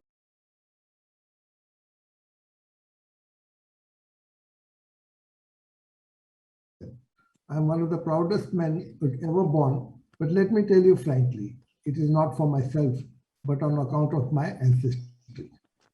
It has been said that the Hinduism can be a Vishwa Guru. It is not said on the basis of any arrogance, nor is it meant to minimize this other civilizations and culture. Being pro-Hindu is not about being anyone else, a concept that is embedded in the shloka Ekam Sat Viprabhodha Vadanti. There is one eternal truth, there are many ways to reach it, and this shloka was popularized by Swami Vivekananda on the world stage. To achieve this, I would like to suggest a couple of concepts that we can propagate as the starting point. The first is an emphasis on kartavya, loosely translated as duties, over that of adhikar, loosely translated as rights. Around 1940, Mahatma Gandhi was asked about his views on a Charter of Rights. He responded and said there should be a Charter of Duties instead, and added that rights will follow as spring follows winter. Rights of a person has to be legislated, while one's duties are generally understood by each person. Furthermore, rights of two persons can clash. Duties will never clash. This will lead to a situation where justice will be done and not merely that the law is upheld. A second concept that we need to talk about is what Bhaiya Joshi, who recently retired as the General Secretary of the National Salvation Fund, has suggested as the national level meeting of Vishwa Federation. He said that India should not aspire to be a superpower, but a responsible and accountable nation. There can at best be two superpowers, but every nation, irrespective of its size, measured by whatever criteria, can be a responsible and accountable power. Where there are one or two superpowers, the world will always be in a state of tension. In a world consisting of responsible and accountable nations, there will be harmony and equality. There are, of course, other concepts that we can talk about, and all this can go in parallel so that there is a general acceptance by all in a very short time. Being a living civilization, the Hindus can draw upon the wisdom of the past to use it for the present. Thus, when we talk about yoga, we are talking about a tradition that has been handed over to us some 5,000 years ago or more. When we talk about the teachings of Gita, we are talking about what has been handed over to us over a few millenniums. Every philosopher has written his or her own commentary on the Gita to ensure that it offers its lessons for the modern times and thus becomes continuously dynamic. Despite attempts to present a picture to the contrary, Hindus have proved that they earnestly like to assimilate in this society, even as they keep their traditions alive. Thus, in America, Hindus are materially prosperous, even as they build their places of worship, which always doubles as the places of spiritual solace and keeping our ancient wisdom alive. Over the coming month and more, I'm sure that the Hindus are looking forward to showcase the heritage Hindus believe in building upon the heritage for a better future and not waste their time in dismantling anything. Namaste and Jai Shri Ram.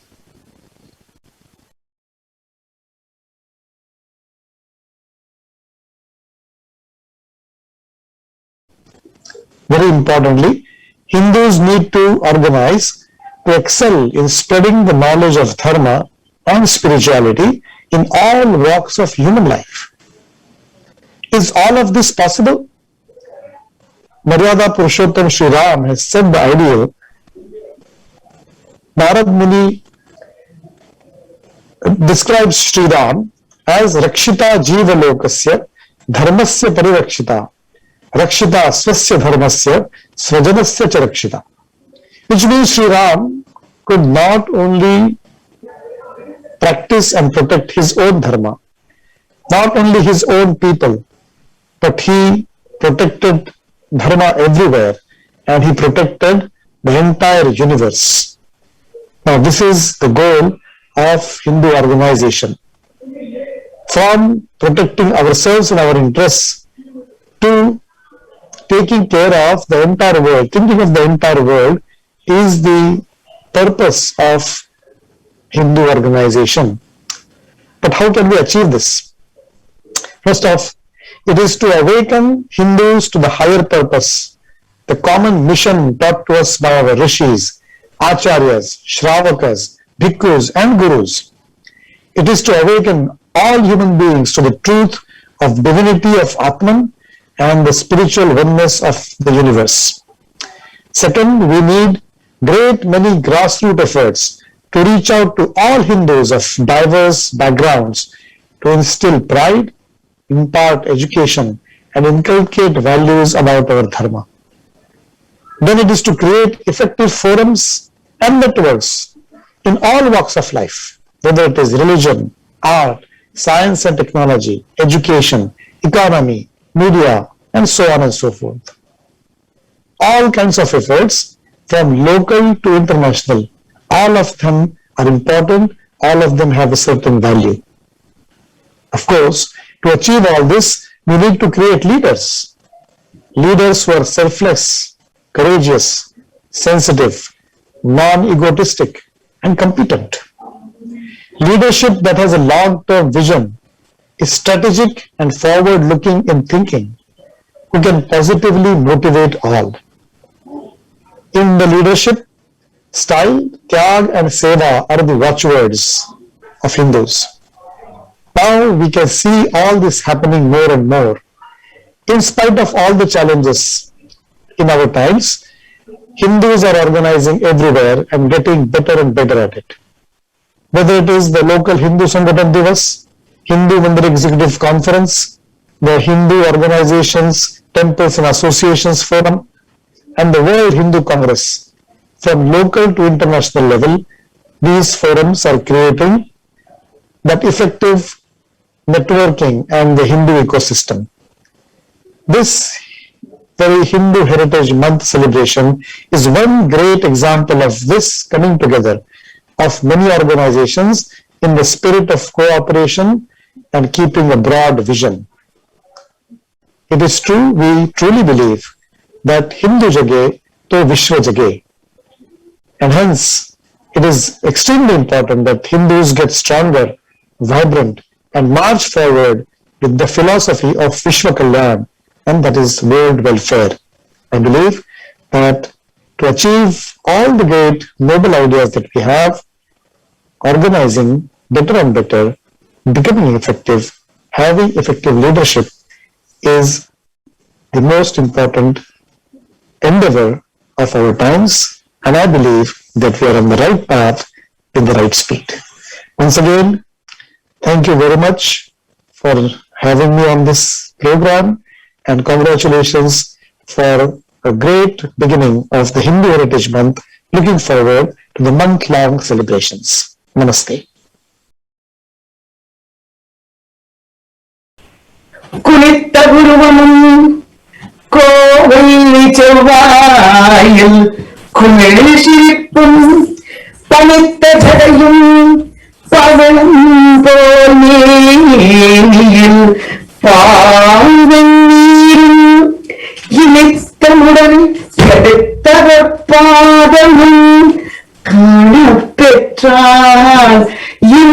மனித பிறவியும் வேண்டுவதே இம்மாநிலத்தே.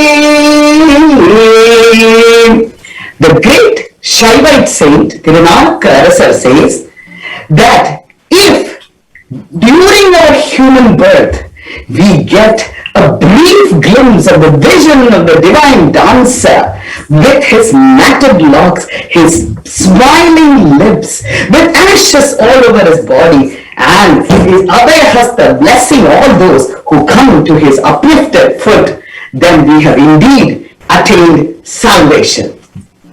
The relationship between the divine and the dance in Hindu tradition is very unique. God himself is seen as a dancer, be that in the form of Nagaraja or as Lord Krishna during the Rasa Leela. Dance also has divine origin because it was given to the world by Brahma himself, the creator, who presented the Natya Veda to Bharata.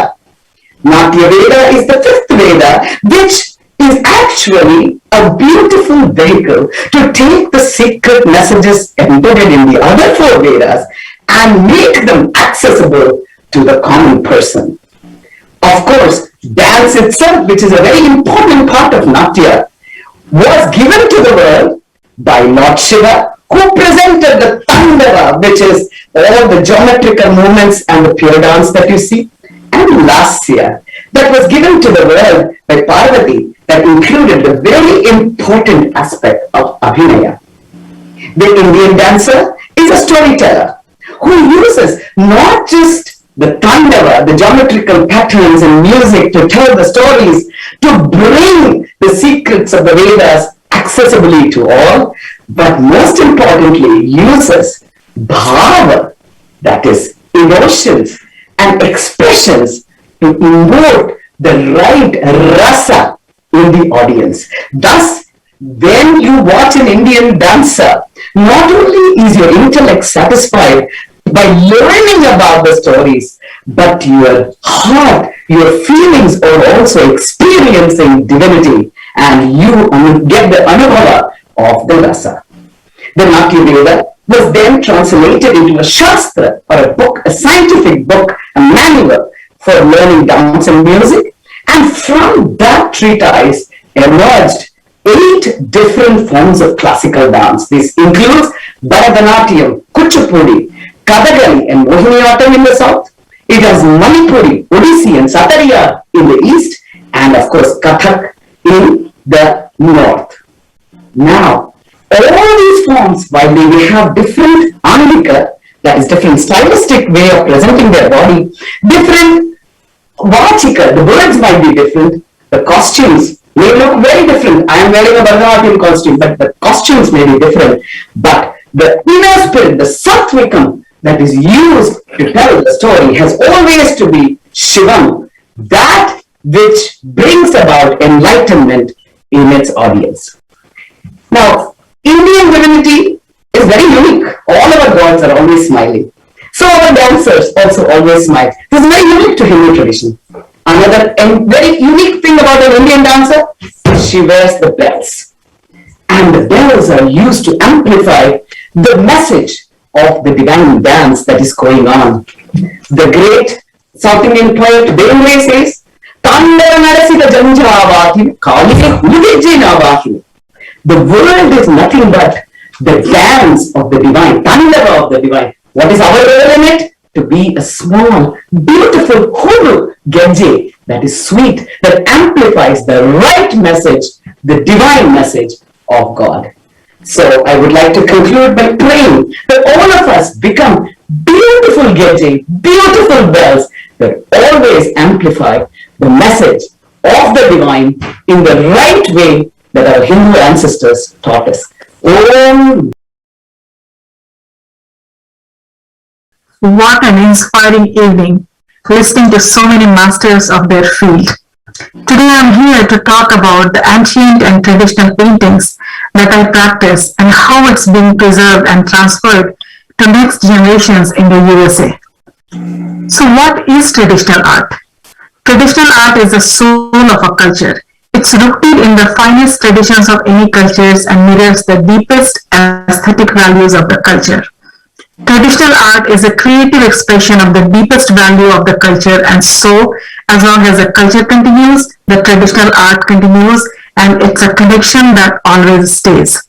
The art form that I actively practice and teach is popularly known as Madhubani or Mithila painting, a traditional art form of North Bihar, and is almost 2500 years old, preserved among families and transferred mainly from mothers to daughters.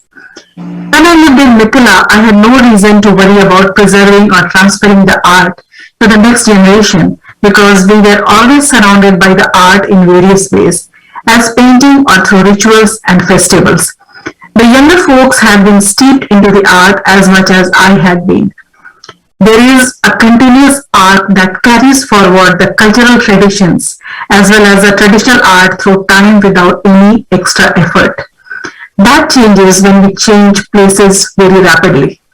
When I moved from Mithila, I suddenly found myself distant from some of the keen aspects that defines the heritage that I was living in the middle of Mithila.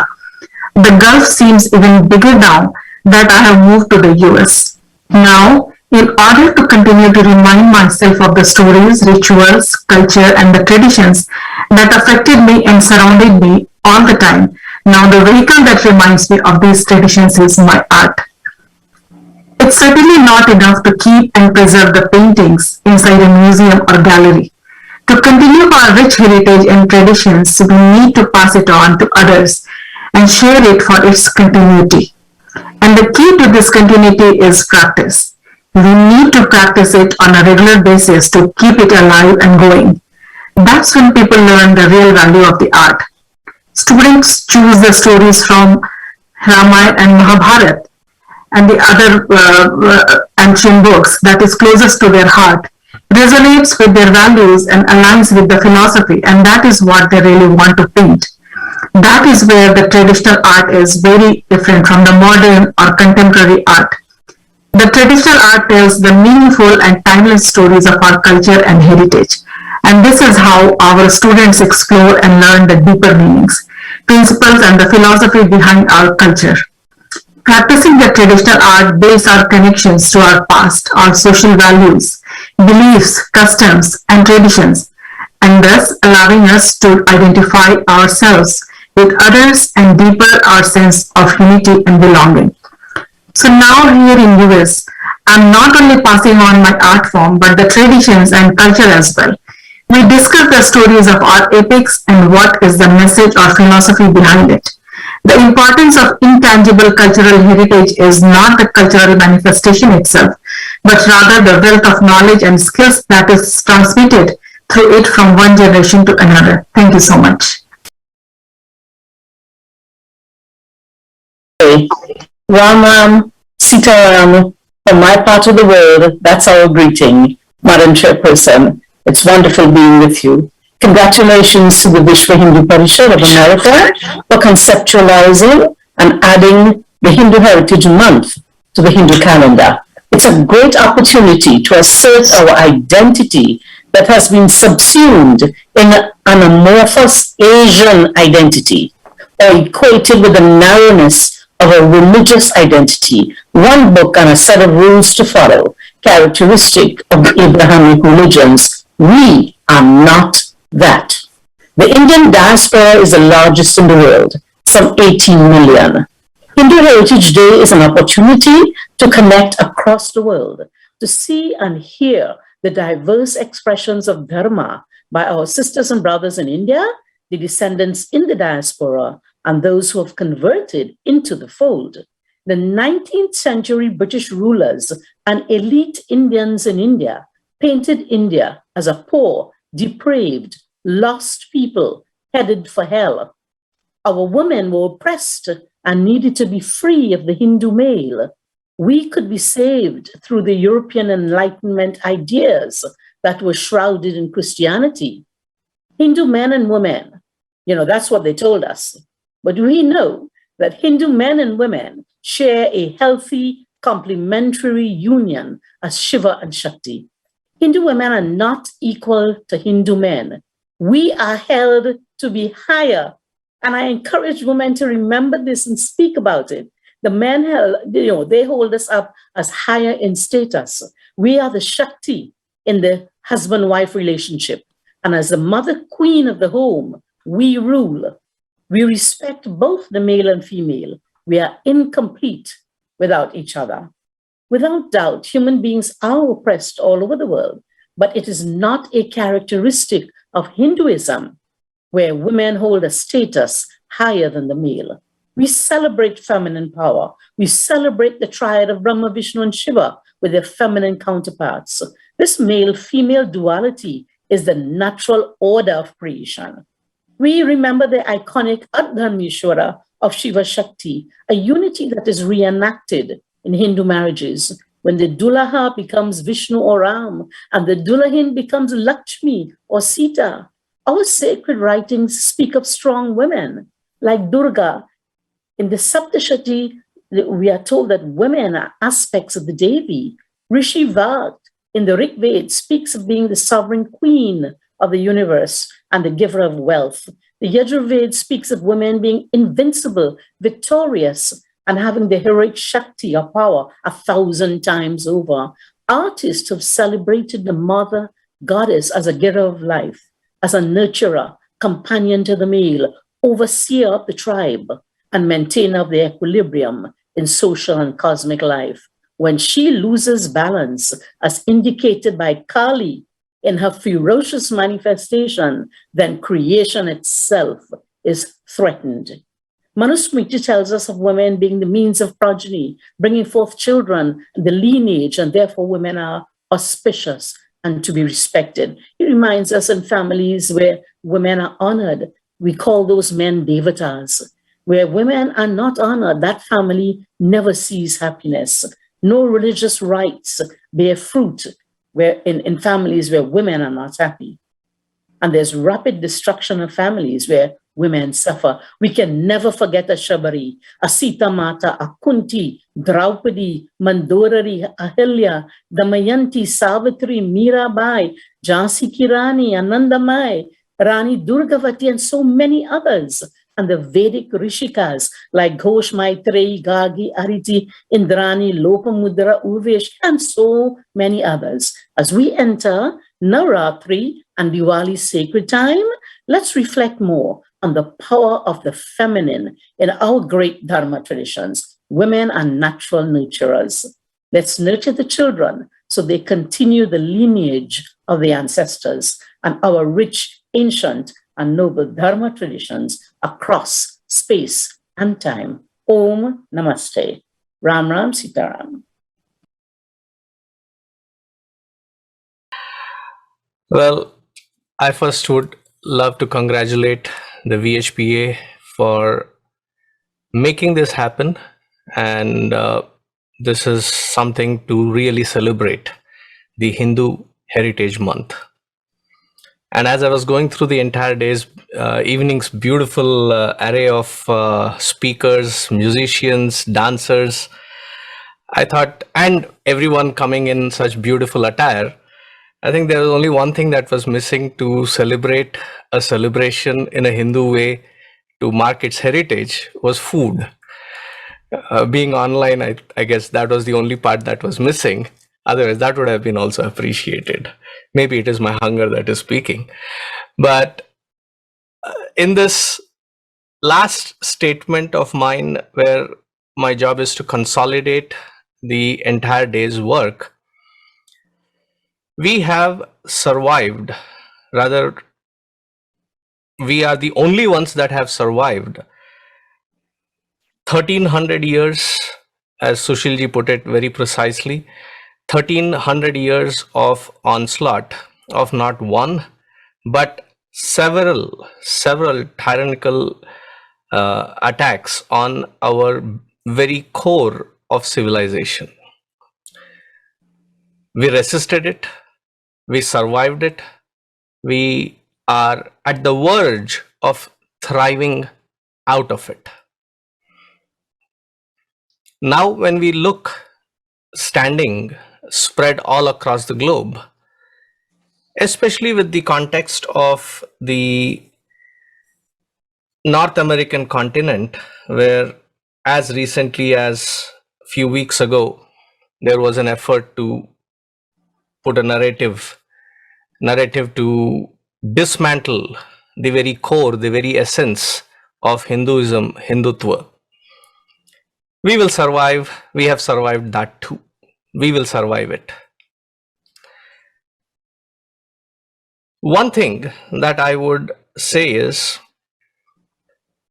all these differences that we see within our umbrella, dharmic umbrella called Hinduism or Sanatana Dharma, there are several sampradayas and traditions, and that is the beauty. We are not ordained, as Indraneji put it very beautifully, by one book, one time, one day kind of a system, which is the Abrahamic mindset. We have the amazing array of what we would want to choose to associate, from the Nirguna Nirakara, Sa Ishvara to Nirishwaravada, covering all these aspects under one umbrella, and still everybody has the opportunity for voice and practice. That is our strength. Just like the eyes don't do the job of the mouth, mouth doesn't do the job of the ears, and the ears don't do the job of the hand. But when the very prana gets suffocated, all of these come together to revive that prana. Similarly, the prana of our civilization is our Hindutva, is our practice of this heritage. And to revive it, to be thriving in it, these organizations that we have, these several sampradayas that we practice, when that core is being attacked, we need to come consolidate. So all the spiritual, religious, cultural, language based organizations to come under that dharmic fold to awaken the sleeping giant and stand firm, because this is one last wave, as again how Sushilji put it, the last wave. We are around that curve to finally find our traumatic experiences as a thing of a past and thrive through from there on. There are two aspects, one at the organizational levels and the second at the individual level. At the organizational level, one is that we have to come together. The second is that at our very core of Sampradaya, to be able to practice it, nourish it, and to empower the next generations in the true understanding of this, that which we call as Sanatana Dharma, so that the next generation feels connected to its roots, to Bharatvarsha, to Bharatiyata, to our civilization, and the religious spiritual aspects of several sampradayas. So that actively has to be re-engaging so that we empower the next generation, the youth of the tomorrow, the present day youth who will become the leaders of tomorrow. Now, in order to do that, the organizations or the institutions have a certain role, definitely, but I think more simplistically, at a family level, at an individual home level, we have to go back to our basic practices, wherein there is a family time where we offer our salutations, we offer our arti and chant our daily Vedic chanting or stotra chanting, or whatever are the traditions that you have learned, you have imbibed, because many of the Hindus would definitely say, oh, I did not learn through a regular system, it was just a process of osmosis. So let that process of osmosis get through to the next generation. So a regular practice, a sincere effort to read through our own Itihasa, Purana, specifically Bhagavad Gita as a family time, read through. It would not take more than a year to complete through the entire Bhagavad Gita, just chanting and learning the meaning. By the time the children will grow up, they would also acquire the understanding of how to apply it. Then the last part, the connection to Bharatiya and Bharatiyata, is to understand the history. I usually break it up when I'm talking in several platforms in three different ranges. 700 AD to 1947, 700 AD and prior to that, before that, 1947 and up until now. So these three phases of our roots, because we are the longest unbroken living civilization. We have survived several, we will survive many more, but with the identity unshaken, with the identity to have its pride in its place, and that pride to be given to the next generation, that they can wear it on their sleeves, that this is what we Hindus stand for. What do we exactly stand for? That when our Bhagavad Gita, after almost to the end of Bhagavad Gita, when Bhagavan says, "Hey Arjuna, all that which I had to say I have already conveyed," then Arjuna says, "Nashto mohaha smritir labdhaha." My moha has gone. I have acquired the understanding. Why? Tvat prasadan mayachyuta. So, hey Achyuta, hey Bhagavan, you with your blessings and with your discourse, I have come to that clarity. Therefore, that Bhagavad Gita has to become an integral part of our learning, integral part of our growing.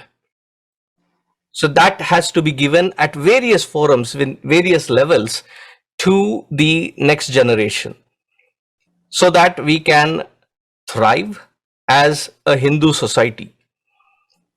When we talk about practices, simple practices, wearing with pride our own, the Bharatiya Samskriti, with our clothes, with the beautiful effort that the little girl from in the very beginning section who talked about the bindi, the tilak, wearing the tilak, men, women, young, old, doesn't matter, whether you're wearing jeans, whether you're wearing veshti munda, whatever that you're wearing, doesn't matter. Wearing that tilak on your forehead as soon as you have done your puja, as a mark of that worship that you have just performed. These are the simple habits. These simple habits, when as we as adults practice, the values and culture cannot be taught, it is caught. It is caught by the next generation, provided we are living, we are practicing, and that practice. Imagine in the 1,000 years of oppressive two colonializations that have happened, our ancestors that we are so thankful to have handed down to us the very core of our Sanatana Dharma without any distortions, as is intact. That is the power of the oral traditions, that which they have continued in such oppressive environments. This today, we do not have such oppressive environments other than the games of narratives. We will win that as well, provided these traditions have to be understood, practiced, lived, inspiring the next generation, empowering the next generation, thereby making sure that they carry it forward for what is the message? As Gokhaleji mentioned, that when a Hindu wakes up, the world wakes up. We are the only tradition that say, whether you believe in my tradition or not, let you also be happy. Sarve janaha sukhino bhavantu. That is the glorified message, beautiful message that no other tradition, whether in outside of the dharmic tradition, has ever even spoken about. That is the glory. So, coming together, there is this beautiful mantra from the Rig Veda. I think that should be our call. I think that should be our goal. Sangachatvam, Samvadatvam, Samvo Manamsi Janatam, Deva Bhagam Yatha Purve Sanjanana Upasate. May we all come together in harmony and move forward in harmony. May we speak in one voice. Why? Not because we are trying to curtail anybody's voice. May we come in one voice because truth has only one shade. And we are seekers of that truth. So may we speak in that one voice. Let our minds therefore be in agreement because the experience is that profound that that truth is my very true nature. In that accord, let us invoke the blessings of our Bhagwan, Bhagavati, especially during this month where we are so proud to celebrate the Hindu heritage that we have to understand it, practice it, imbibe it, and empower the next generation. So let us forge ahead, Sangachatvam, Samvadatvam. Let us continue these oral traditions to flourish further. My best wishes to all the team members here, to all the organizations that have come together, and by next year, I would say what we have achieved in as the 10 states that have declared, 40 more. By next year, let us accomplish that and celebrate and take this across to every American to recognize how great our traditions are, how great our heritage is, and let them be a part of our celebration as well. We welcome. So at the end, I would say, Sarve bhavantu sukhinaha, Sarve santu niramayaha, Sarve bhadrani pashyantu, Ma kaschit dukkha bhag bhavet. Om Tat Sat. Hari Om. Thank you for this opportunity.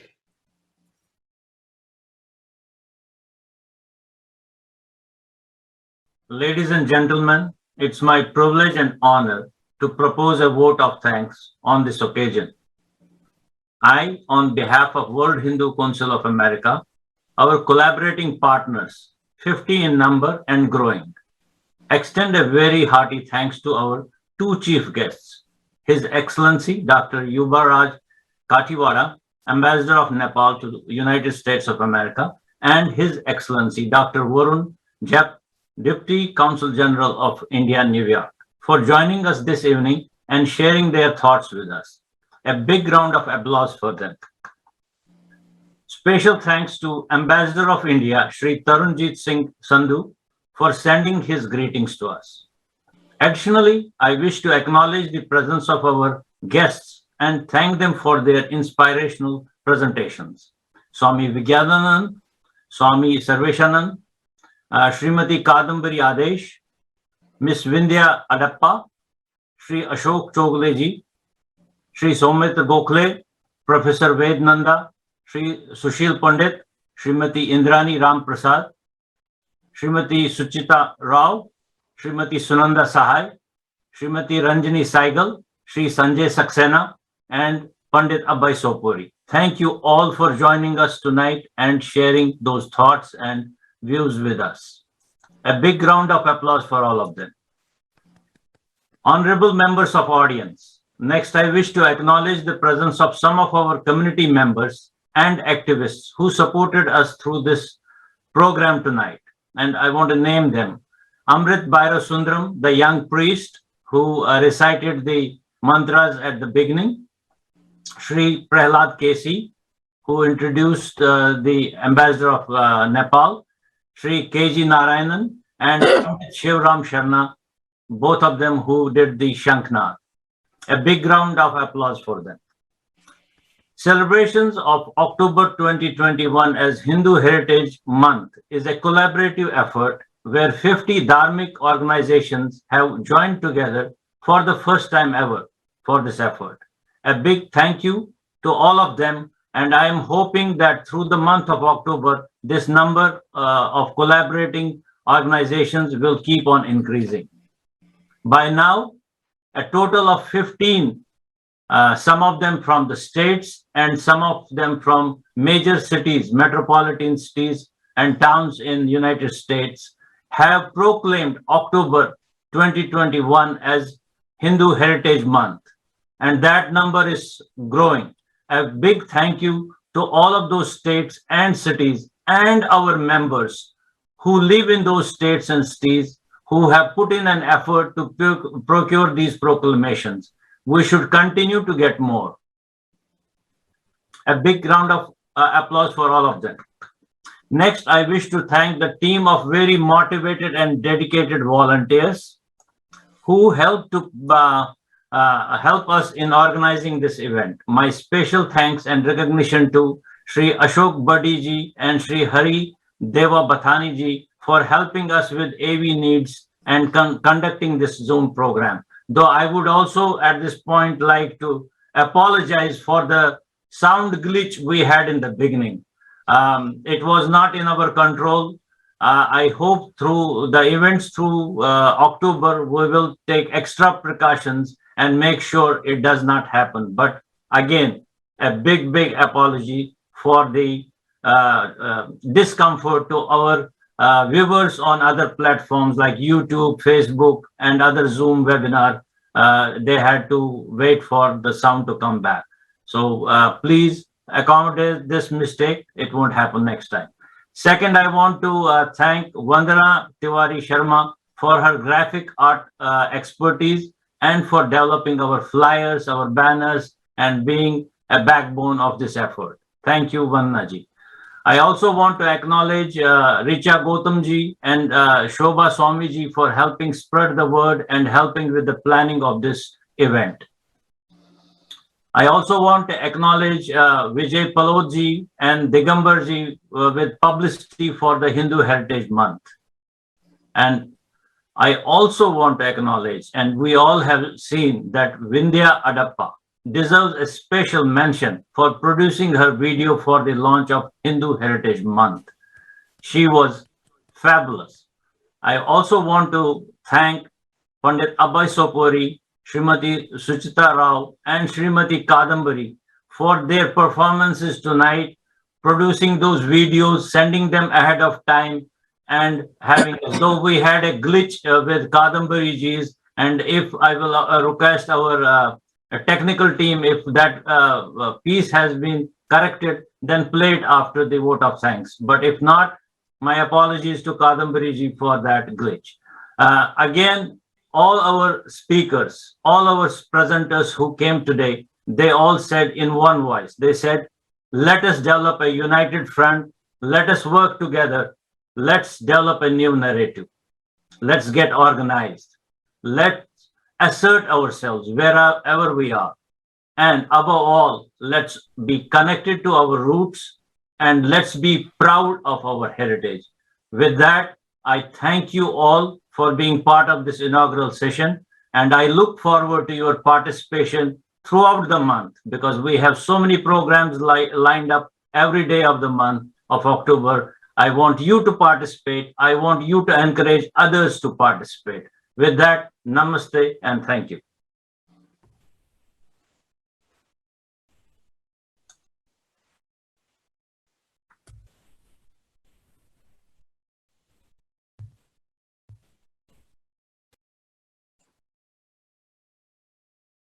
And I forgot to mention my 3 MCs, for which I apologize. The 3 MCs did a fabulous job. Mahapula, Monica Gupta, and Priya Sawant. Usually when they conduct the program and on the stage, when it is done in person, we come with a bouquet of flowers and we thank them. I do not have the bouquet of flowers to send to you, but the sentiment is there. Thank you so much for being part of the organizing team and putting in hours and hours of your hard work in putting the script together, in organizing the whole flow of the program, and in conducting it. And special thanks to Monica Gupta because she joined from Jamshedpur, India.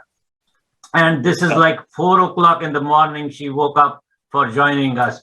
And she, young girl, very, very impressed me. Thank you, Monica. And special thanks again, Maha and Priya, for taking care of this program and taking us through. Namaste. Thank you very much. Namaste. And if I forgot anybody, please forgive me. Please visit hindumonth.org and encourage every other person to visit that page. We need to do that.